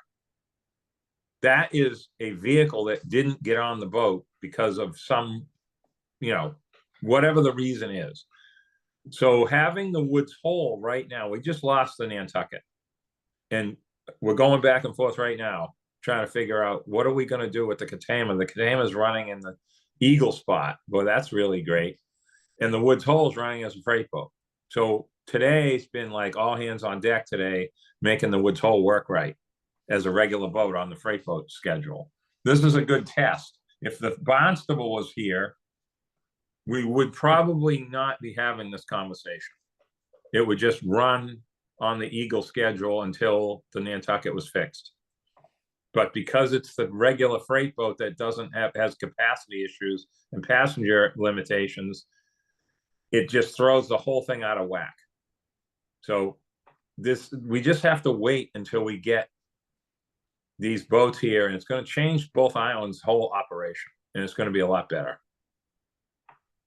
But again, I don't know how many trips we're gonna gain that we're losing. That's the catch that Mark can figure out.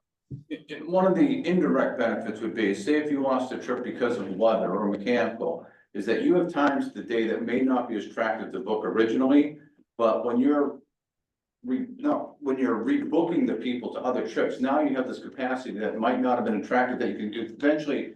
It's a huge inconvenience, but at least you still get them the same day and just matriculate through the day where it wasn't booked. So that's gonna be a factor. I can't give you a number how it's gonna impact, but it's gonna be a positive. We'll see it in probably the 2027, but once you see it happening, but those are customer conveniences that these new boats are going to give us that we can't dollar sign it yet. Yeah. So Matt, go ahead, Matt, you got it. No, this is good. And I just feel like, again, back to this whole reset year. I mean, there's just an unbelievable amount of things have changed. Now, what Mark explained to you on your route with the Woods Hole, the Woods Hole essentially took two boats places for the most part. I hate Mark's little car equivalent unit thing he came up with. When was that, Mark? 15 years ago? So that 24.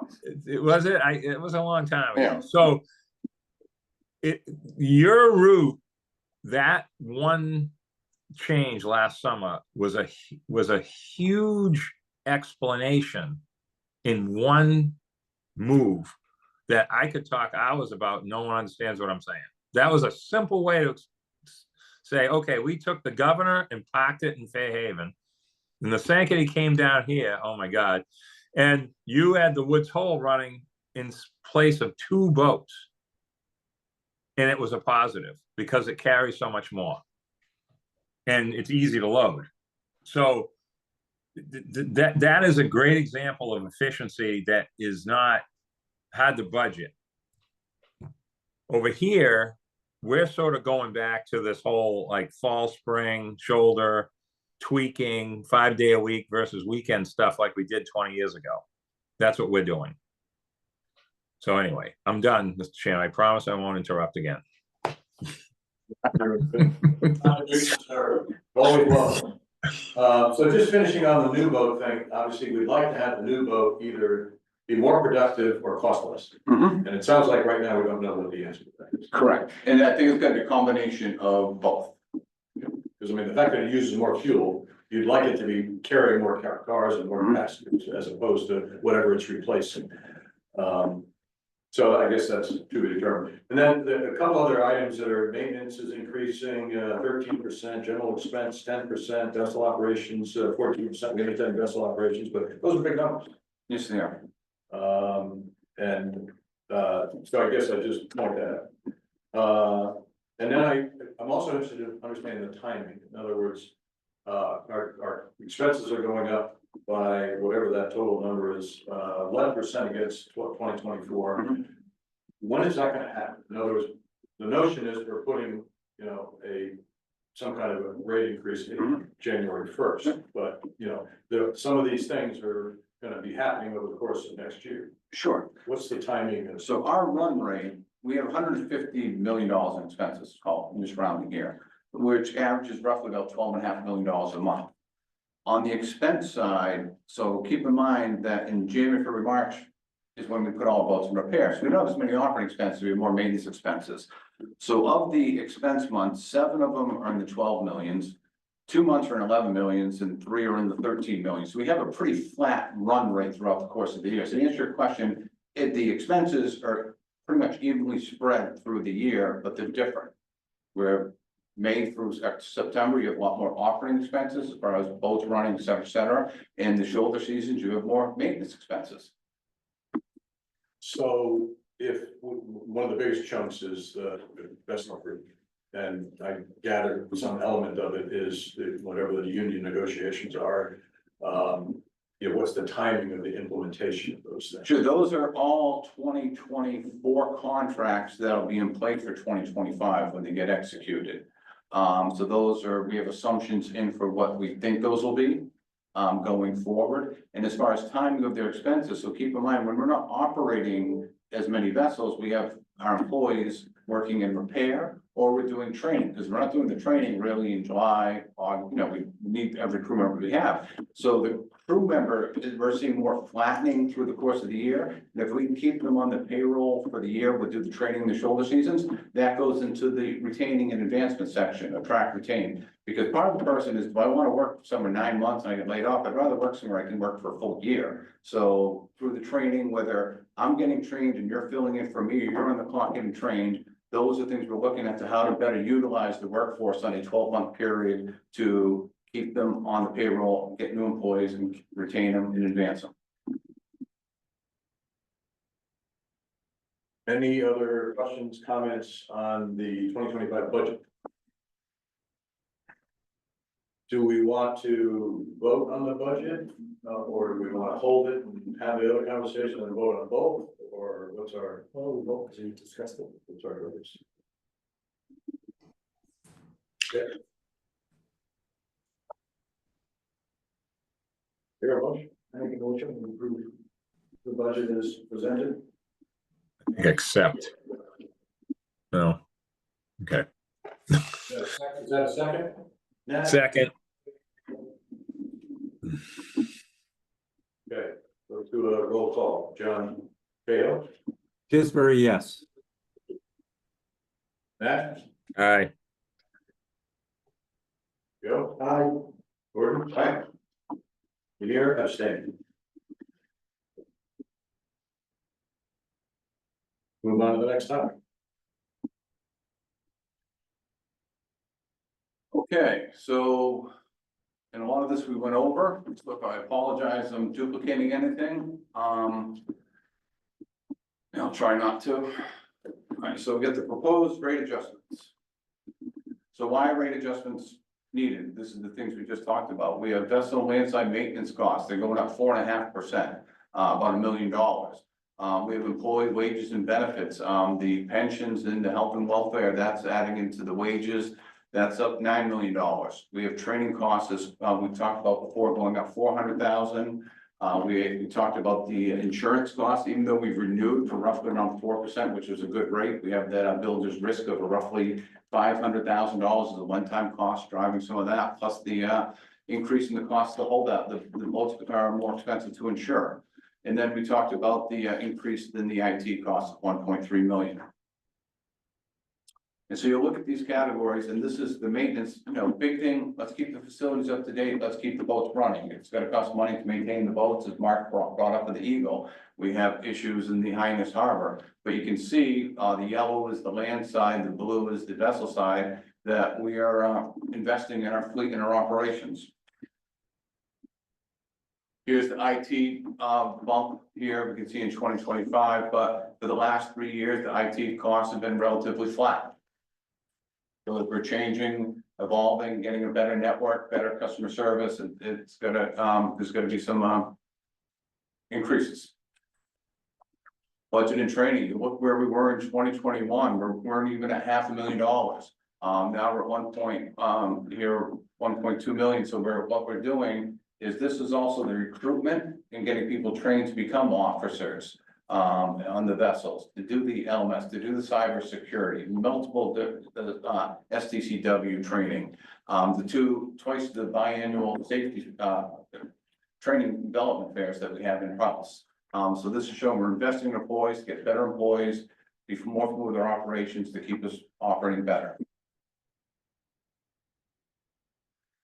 This is the same slide that Courtney brought up, and you can see the majority of the wage adjustments are going to the vessel on the vessels.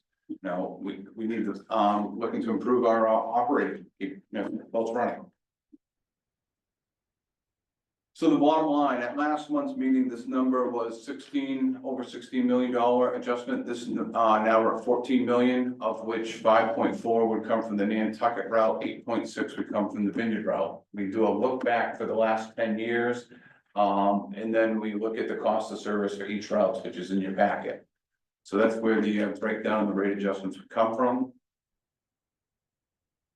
This slide is derived from what NAT refers to as the ARC flatness report. This is the cost of service we go through in July. So here on the left, we can see on the Vineyard route, the excursion fare vehicles use 28.8% of the space, and they account for 9.6% of the revenue, while the standard fare vehicles account for 61% of the revenue and use 44% of the space. And here's just the history of the comparison of what cost of service each type of vehicle for each run's covering.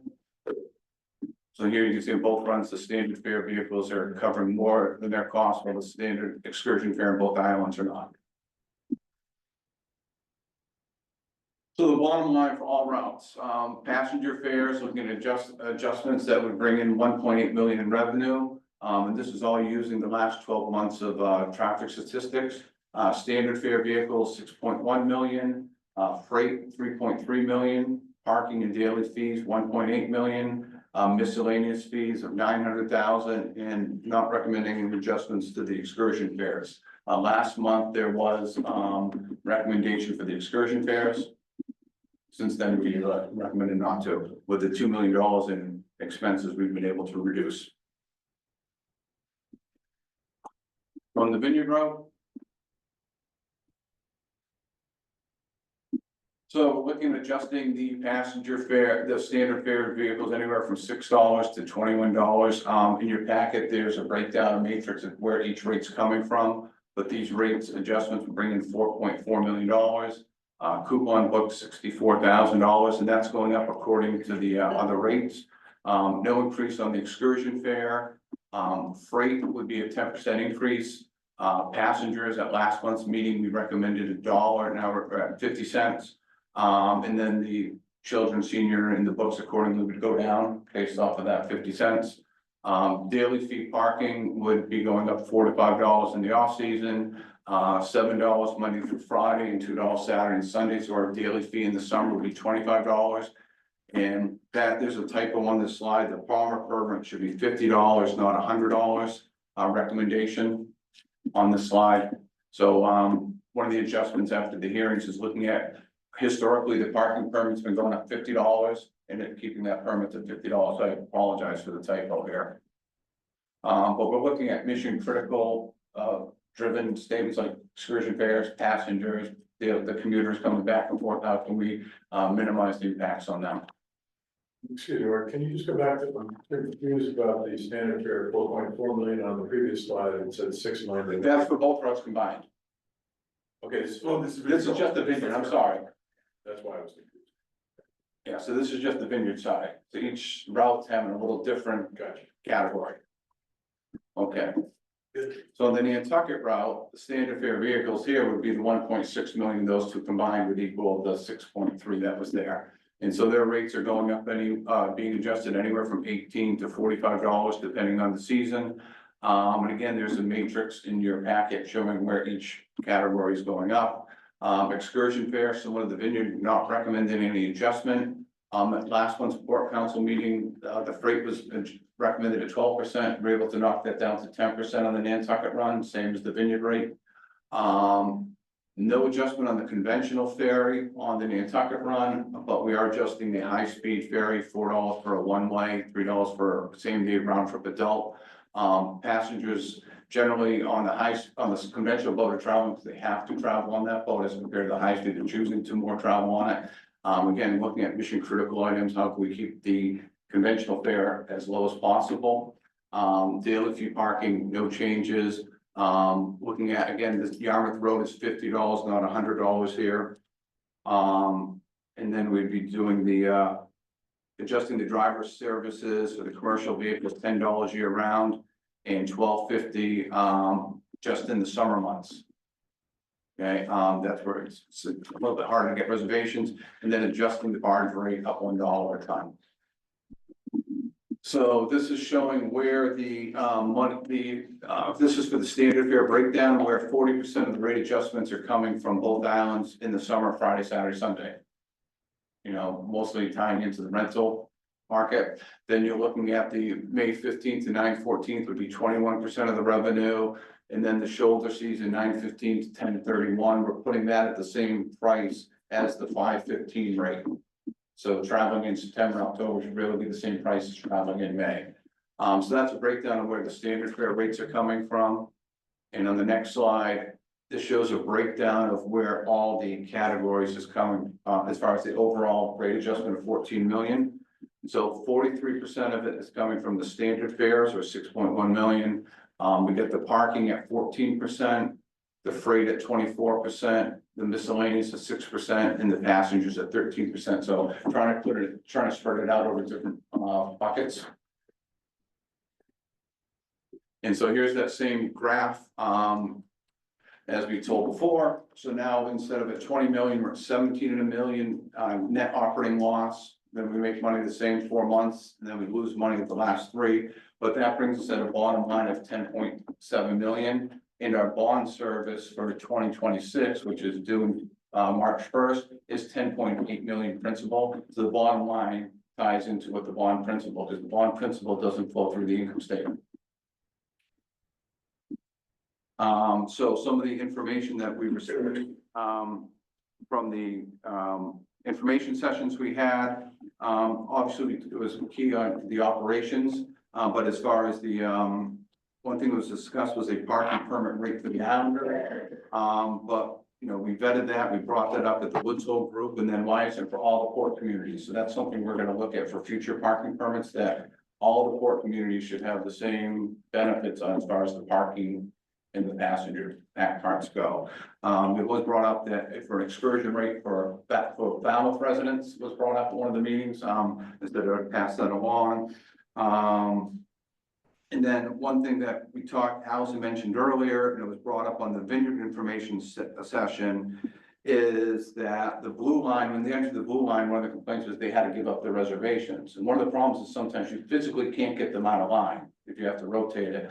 But the policy is going to go forward, and kick me if I'm, or, I can't reach that. yeah, is that the blue line to not have them mandatorily give up their reservation. They can enter it, but we may not be able to pull you out if you're in there physically, get your car on the line. So that Very would much like standby is now. If you go with standby and you're stuck in there, we can't get you out, then. They usually work out okay. Yeah, no, but it's something that has to be said, Mr. Chairman. So that's not a financial, but that's sort of taking the feedback we got at the meetings. And then there's one other item that we're working on the language for the board meeting, is to expand the recycling program to include stumps and wood and things of that nature that could be repurposed, reused, to help encourage not an empty truck going to get it and coming back, to use the same truck in both directions. So we don't have, Allison's working on the language for that, but that's something we'll bring up to the board. We don't expect a material impact on the revenue. It's more of a housekeeping item. So with that, I'd be happy to answer any questions regarding the rate adjustments. No, I just gotta say, we appreciate on the venue that the rates are staying the same. Well, at some point, I think you're gonna have to really revisit that. It's not tenable at this. You talking about the excursion, Joe?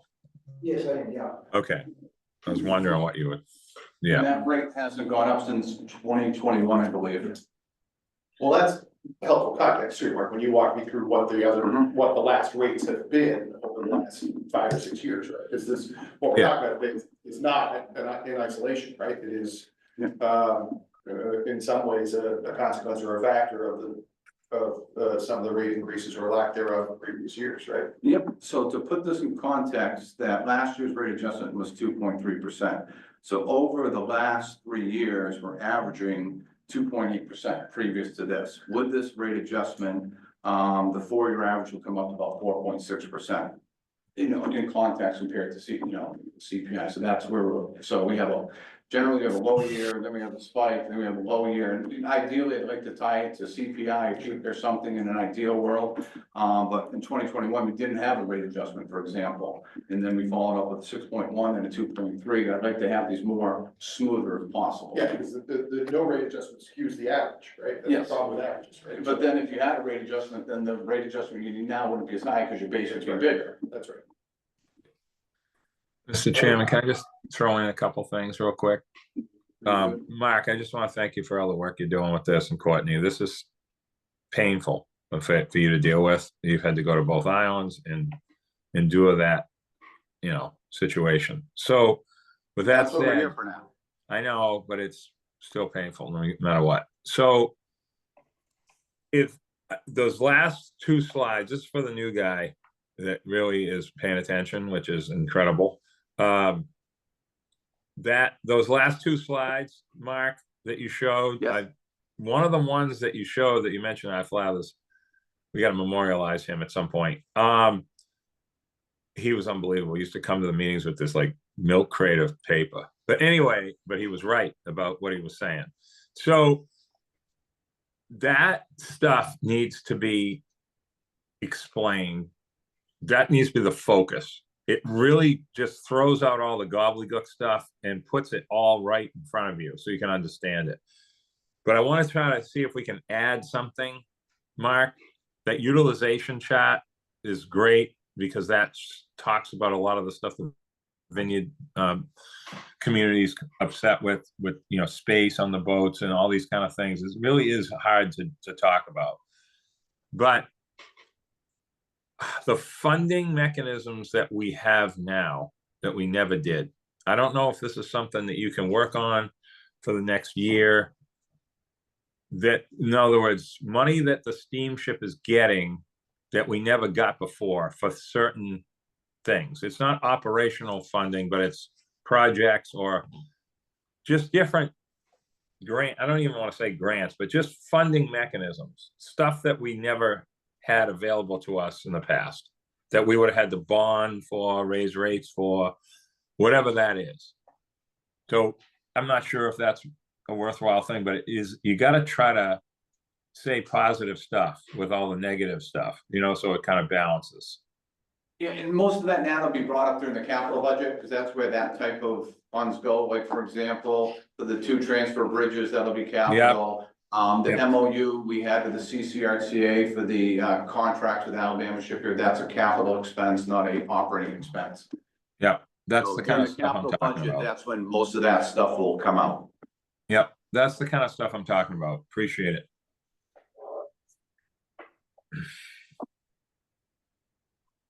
Other comments, questions?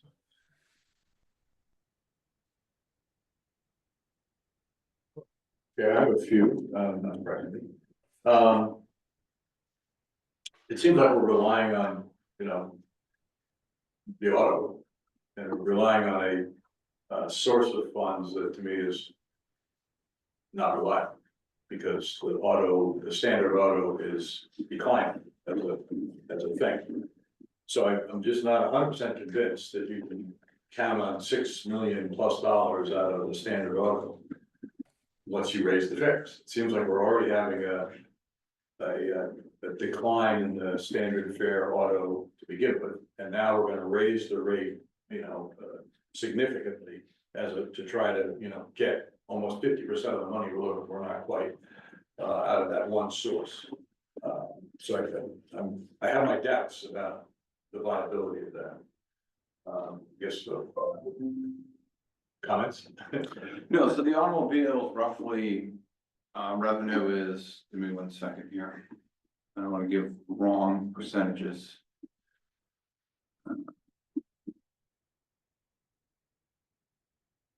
So we're already factoring in that increase based on the declining vehicle revenue. So, and I looked at 2024 compared to 2023, and as we saw in this month's September category, we're pretty close. So you're gonna have ups and downs through the course of the year for weather-related things of that nature. On the Nantucket run, where a lot of this you saw, it was mainly in the summer, where on the Nantucket run, previously those vessels during the summer sell out pretty quickly. And this year we had reduced capacity because of the switch of the sinking, because the freight stayed the same. And then there wasn't any additional space for the cars to book, which led to the cars going down on that run. So really the question is making sure that the vessels, the investments we're making in employees, that we run the schedules that we're publishing. That's going to be the driver for where the revenues hit. With the new boats coming on, increase the number of cars that will be bringing over? The capacity is bigger on the new boats, and I didn't factor that in as far as on the revenue side. I was very conservative on the revenue forecast. I absorb the expenses, but not the additional revenue. Because you might have end up running, so for instance, that 7th freight trip that runs on a Thursday might not run now. You know, so you're gonna save just the fuel cost, not the crew cost, not additional revenue, you may have some cost savings there. Or is it gonna be additional people because there's more room for Islanders to book in the morning, does it mean more of them are gonna be able to go off now, and then you have them on the round trip? We don't know how that's gonna impact the travel, or is it gonna more condense it into a smaller window? And then the revenue for the automobiles is roughly, you look at the categories, you got cars, trucks, and passengers, you know, call it a third each. So if the number misses by, 5%, 6% on 30 million, it's $1.5 million. That's where you'd be looking at your rough exposure. You know, if you're at $30 million, and right now I think we said the number off about 8% compared to, and some of that budget is compared to 2022, which was, as you saw in the graph, the distribution is much more of a drop from 23 to 24. Do you think the way the distribution of these changes is equitable? In other words, if you're in each one of those groups, is it an equitable distribution? No one likes a rate adjustment. So that's the fact that there's a line item that has 0. To me, is setting up for some future year that's going to go up much more than you would expect. I think we've made a mistake by not raising the rates sort of consistently at some modest, but level somehow connected to the CPI or whatever.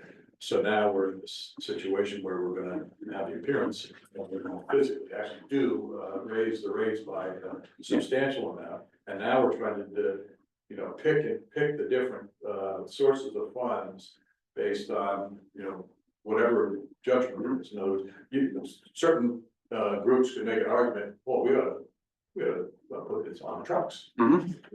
They're the commercial entities making all the money, quote unquote, whatever.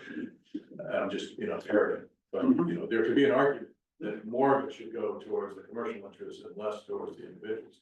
Or more towards the Islanders who are benefiting from the excursion fare not going up versus the people who aren't Islanders who don't get those benefits. So I'm not convinced that we have the best model, and we put ourselves in a predicament by having to raise the rate so substantially all in 1 year. in an ideal world. I'd like to have a baseline budget and that everything's going up by CPI equally. Wages going up CPI, expenses going up CPI, shipyards going up CPI, and consequently, the rates would go up according to CPI, but we're not in that ideal world. So the goal is to get a good baseline and then start trying to target that model. But some years we have wild fluctuations in the fuel cost that just throws everything out of proportion. A couple of years ago. Or weather or any of those. Yeah, and so you have, that the shipyards, because they're running into labor costs, their costs are going up disproportionate regular to the CPI. But to answer your question, that would be my goal, is just looking at across the board, it's a 3% adjustment instead of categorizing, but I think we gotta get to a good base, with some of the operational issues we have this year, get to a good base going forward, set the expectations that this is what we're looking at. So if we go forward with this, then there should be a reasonable expectation that the excursion fares are gonna have to catch up a bit at some point on their own in the next couple of years before we can get to that sort of more predictable. Improve our service and the rates goes up. Exactly, You and I've had that discussion. Yes, but based on the improved service Yeah. and the investments in personnel investments. correct. So just a rhetorical question, why wouldn't we, start making some adjustment now as opposed to building, creating ourselves to be in a position where we are with the totality of this year with the excursion fares in the future? I can make the calculation if you wanted to recommend the excursion rates to go up. I could then factor in what it would do to whatever group you wanted to come down. So if the Port Council chose to adjust if your recommendation was to adjust the excursion rates up, then I would do an offset to one of the other categories, if that was your recommendation.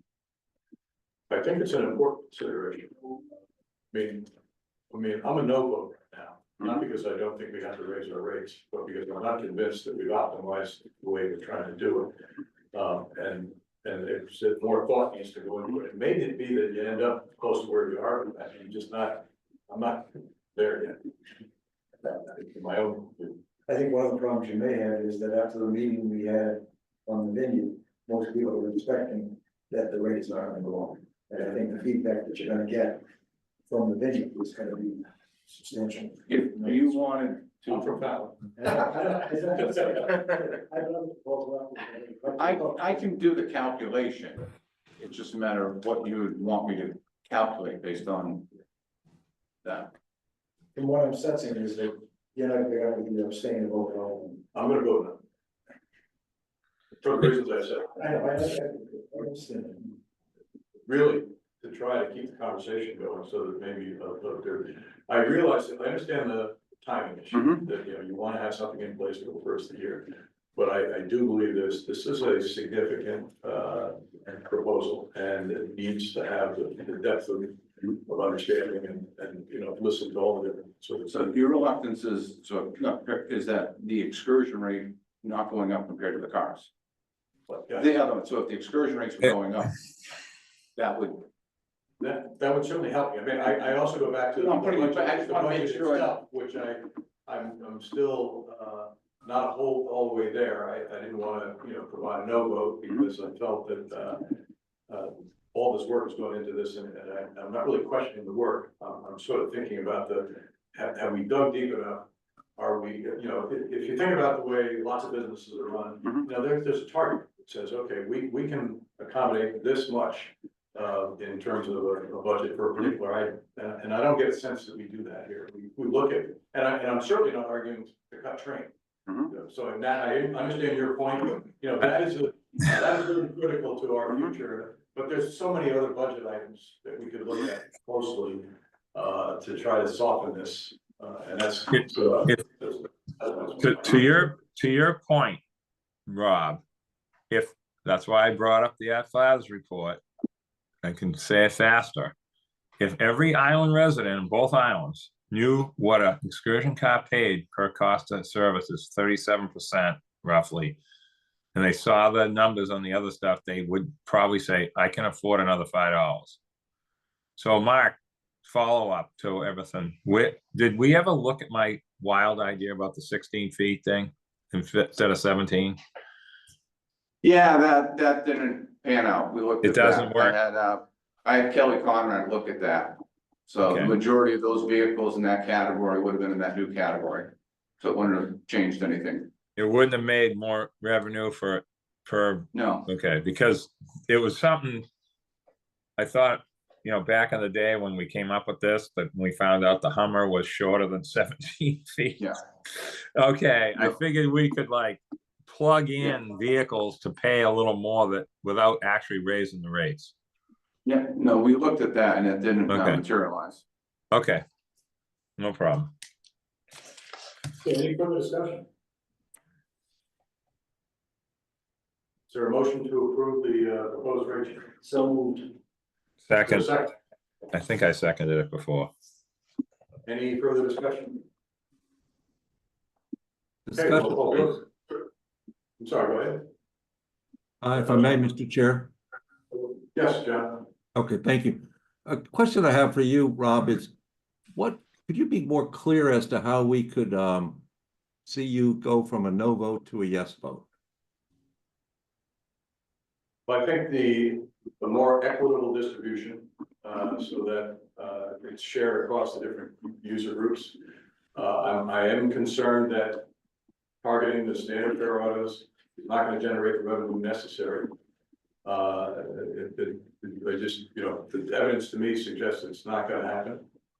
So, you know, we're barking up partially the wrong tree there. So I think those are two things that, you know, moving from one column to another would be important. Got it. Thanks, Rob. I mean, I also tie it back to obviously the budget. You know, the amount we're talking about is a very large amount. You know, ideally, we find a way to, I mean, I know we came back with about $2 million of expense savings since the last court council meeting, so hopefully we had some influence on that.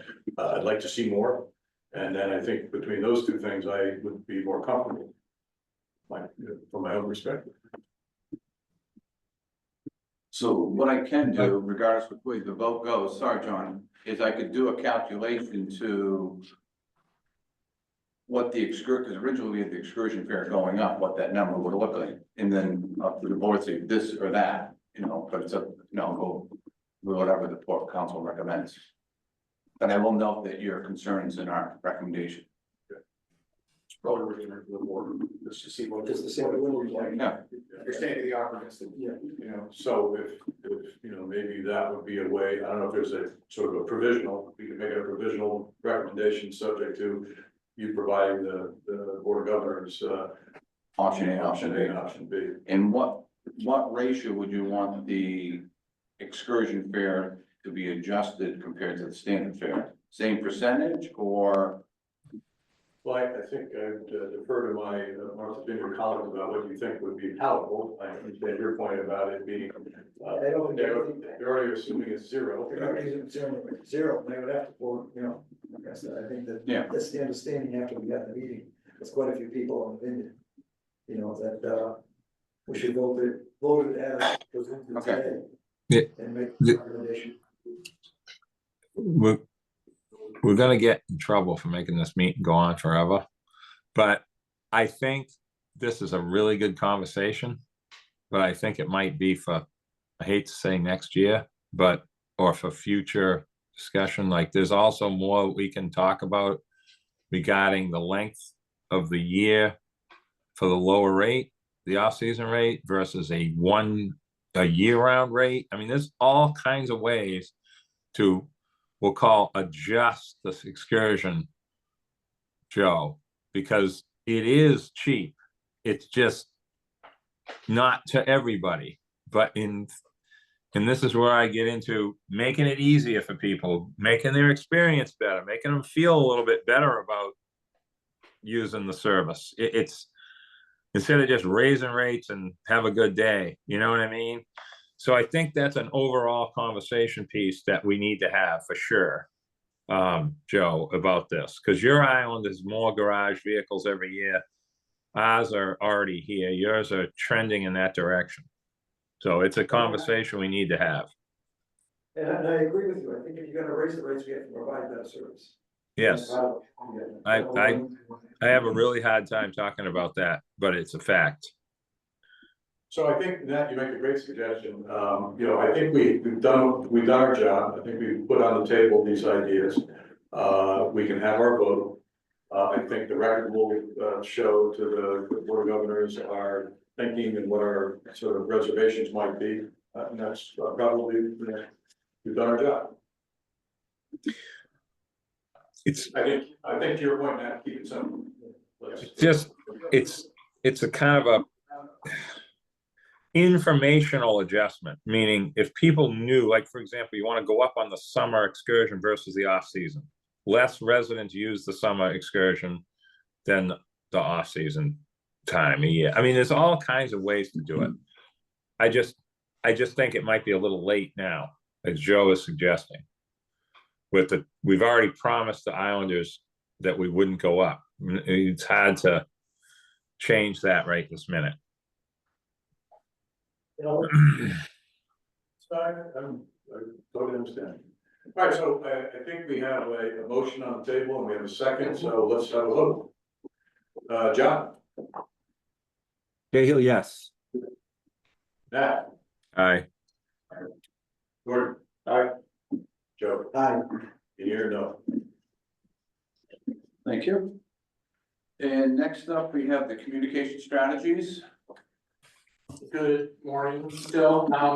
In your packet was a draft outline from Mark Higgins on operations changes, and since he's not here today, we'll give you a extremely high level overview of his discussion, but a lot of the adjustments for potential changes that need to be made are coming from the operation side, so that's why Mark authored this memo to you. And he's outlined the objectives of this to improve information accuracy, enhance timeliness, and increase staff efficiency, and ultimately to boost customer satisfaction. So to outline the key messages, which are what we're doing now: safety information schedule, service updates, and emergency communication. What and Allison can kick me if she's got legs long enough from that side of the room, but Kind of. a couple of things that I know are in play is a new internal communication channel called Ready Off to increase staff collaboration, information sharing and updates beyond just internal to this building, being able to get information from decisions made here to the frontline employees. And then obviously using the website and social media, which we do currently. Email and text messaging targeted to passengers and shippers who opt in for those alerts. Digital signage will obviously be a part of this, although would be a capital expense and needs a lot more investigation. Better utilizing public address systems and then phone calls for direct communication for urgent matters or personalized help. So I believe that the internal software for the delays, diversions and cancellations is been in meetings where there have been updates been made to those, and those are rolling out, I believe, this week. And also the operations side will be reviewing its policies and procedures to streamline and to better structure the decision tree for those matters and to get the information out in a more timely basis. And I think that's as far out on that limb as I want to go. So I don't know what questions I can answer in Mark's absence, but I'm happy to attempt to do so for anyone. Just want to thank you for doing this. And, I'll take the credit. yeah. No, it doesn't work that way. If you had said something else, I would have. No, but I know the effort into this, and this is a good beginning. Yeah, and this is stuff that all existed that needed to be in one place, so thank you. Yeah, there you go. That was it right there, Sean, what you just said. That's it. You stole my statement. So Allison can go faster to fix our boat mess over here. Other comments? Oh, yeah, thank you, Rob. Can we just make sure when Mark's back that we can keep this on the agenda for our next meeting? Yes. Good idea. Good idea. All right, thank you. Agreed. All in favor, say aye. Not a question, it's just a comment. It would be helpful to try to see how do we measure the success of this ultimately when it gets in place. Yeah. Obviously, the best measure is happy people who are feeling that they've gotten the information they need in a timely manner, but sometimes that's hard to tease out. Yeah, he does have a note in here about measurement and evaluation, tracking the usage and feedback of Ready Off, the new internal tool, analyzing their engagement on the website and social media, utilizing our customer surveys, and then monitoring our customer service inquiries. So he has built some KPIs into there.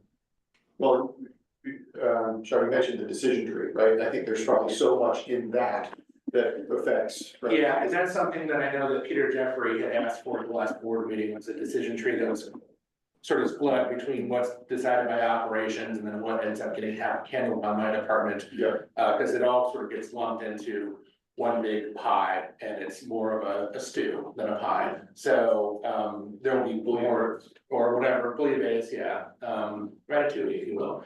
So I might be hungry, but I think we'll have more information, more explanation coming beyond this as well. Yeah, good comment.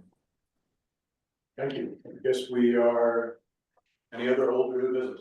Yes, just two things. As I mentioned before, the week of the 18th, Tentatively, hopefully. we don't have a location yet, so. Maybe we can work on that, whether we can get the school, either the select. What are we talking about?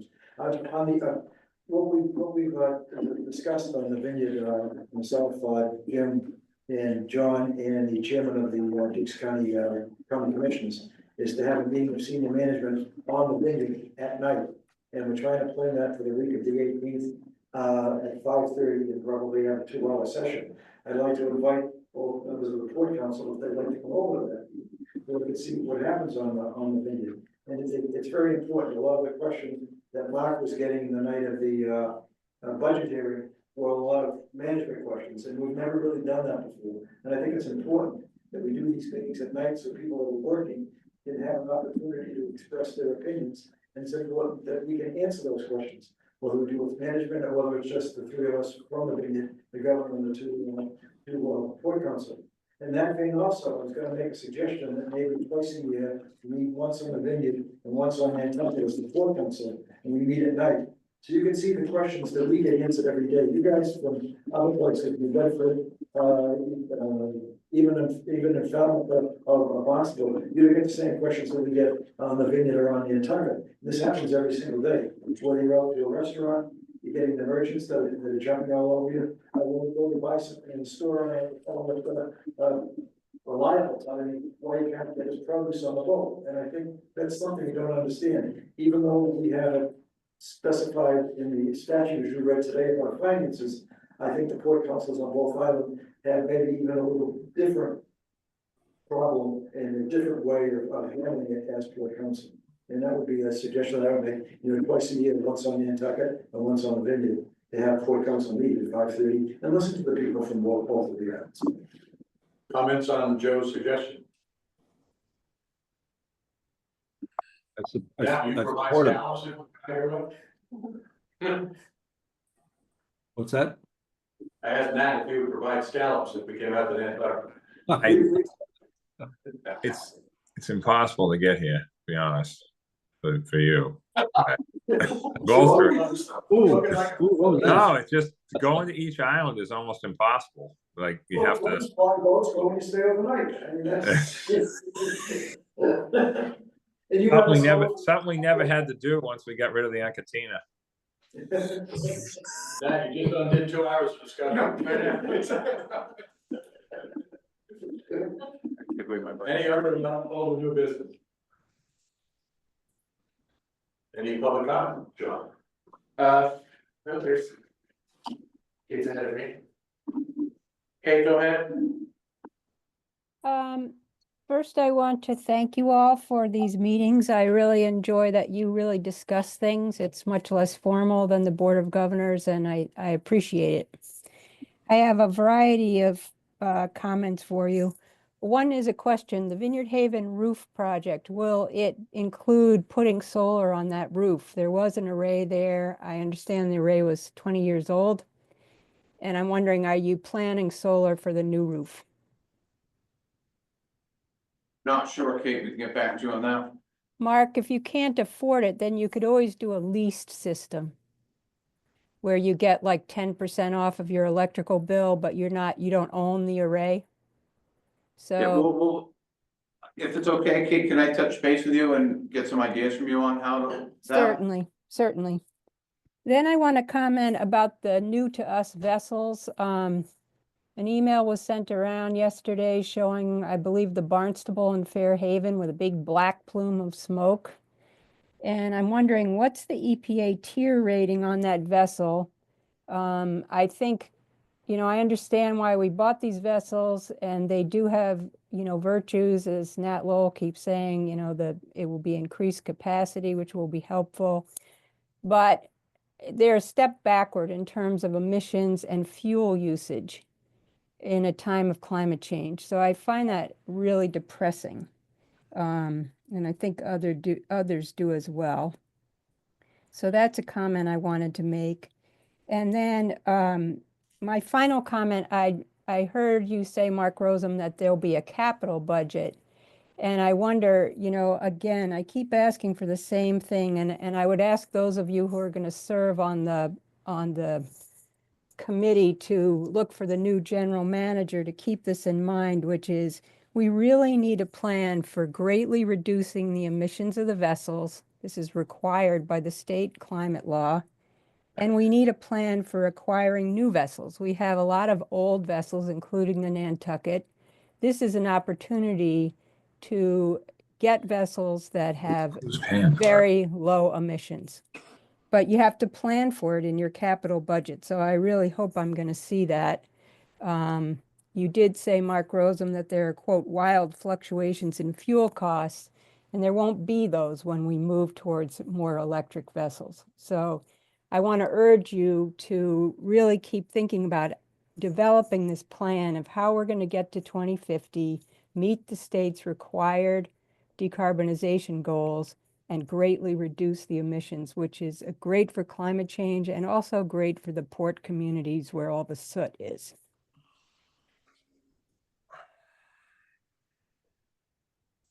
Thank you, Kate. Any comments to Kate's comments? I believe off the top of my head, we had a hybrid cost in last year's budget for the new Woods Hole vessel replacement. And we have been, looking to, we have applied for, hybrid grants for Yep. the vessels as well, conversions. Yeah, But I think in addition to grants, you're going to have to really weave it into the capital costs. You have to have acquisition money anyways in the capital costs, right? And vessels are very expensive. Yeah, Kate, I believe, don't hold me to this number, I believe we had about 15 or 18 million dollars for hybridization costs for the Woods Hole in last year's capital budget. I don't have the number right on the top of my head, but it was, I believe there was a number in there for the next new build. yeah. Can I just quickly say something about this as a thought for an agenda item for Kate's questions? I mean, Kate, I hear you. I'm a hybrid believer and mixed use fuel guy. I got 40, let's see, 20, 32. I have 52 solar panels on my 2 houses, but I still have gas. I just use less. You're never going to get rid of it. That's never going to happen. But these vessels, I believe, have tier 3 engines. They're not that old. Okay. Number one. Number two, have we given her, Mark, or staff, whoever's on this, have we given her some of the costs of, like, say, a new island home? Like, because we have those numbers now from the guy out there. What's his name out there? John. Yeah, I believe she has a report, but Kate, it was 13 million we had in last year's capital budget for the hybrid cost of a new vessel build. Yeah. I think you also budgeted money to design a new, I don't know if it was a plug-in hybrid or just a hybrid electric, a new vessel of the same design as the Woods Hole, but a new vessel. Correct. Yeah. Yeah. I don't know what Right. happened with that, whether it's being designed by, I forget his name, John is his name, but I forget Yeah. the company. Waterhouse. Waterhouse. Yeah. Yeah. So, Mark, again, I think we need to, Mr. Chairman, whoever, I think we need to have a conversation about this, because we have a variety of issues between both islands, having boats that run to both versus not. We talk about these things, Kate, offline a lot. The decision by management, though, to move forward down the road with a Woods Hole class vessel plan, to me, is a huge decision that's already kind of been internally made, that we should be proud of that. We shouldn't be like looking at it as going backwards or waiting too long or anything like that. These boats that we're getting right now is a huge a bridge that we had to have. You just have to have it. We can't just say we're not going to buy any used boats anymore. You know what I mean? And make that it would be impossible to pay for it and gain anything. It would take years and years to do it. So this is a good plan. It just, as far as all this other stuff goes with emissions and hybrid and all that, that has to weave itself in. You're right, but we can't afford to just pay for that. There has to be grants. There has to be maybe taking one vessel and making it hybrid, like the Woods Hole or possibly the Island Home. It has a lot of space in the engine room. There's a lot going on with this. This isn't going to happen in overnight, but I don't think management's losing sight of it. I think we just got our first electric baggage car over here. I'm so proud of. And, in the buses and other things that can be either hybrid or electric is easier to do than the boats themselves. So you can't lose sight of that either. And solar and stuff with buildings, as you brought up earlier. I think all that's true, but the emissions of the vessels, at least when you look at the vineyard energy use, it's a tremendous, it's 14% of our transportation emissions are the boats, and transportation is 45% of our emissions. So what I'm urging you, I agree, all of the steps, it has to sort of move along slowly, but climate change is not moving along slowly, unfortunately. So when you're picking your new general manager, I'm hoping you will pick someone who has knowledge. He or she has knowledge on this topic and desire to help you meet the state's decarbonization goals, and desire to lay out a plan as to how that can be done, because it is such a tremendous amount of money. So that's my thinking. Thank you, Kate. One final comment? Yeah, I think, Mr. Higgins has, as one of the strategic, we have our strategic plan. And I believe that's one of the items that he's in charge of is the greening of for lack of a better term, of the fleet. Okay, thanks. Other, public comment? Not that I see. Okay, I think we've, reached the moment where we can adjourn. Before we do that, I'd like to thank everybody for the very, in-depth conversation, good conversation, and, all the hard work that everybody did to allow us to have it. So, thank you. Thank you. Motion to adjourn. I hear a motion to adjourn. Do I hear a second? Second. I beat you, Matt. Okay, all those in favor, John? First off is, a very good meeting, and thank you, everybody, staff and port council. Yes, adjourn. Matt? Yes, aye. George? Aye. I Here, aye. Thanks all. Thank you.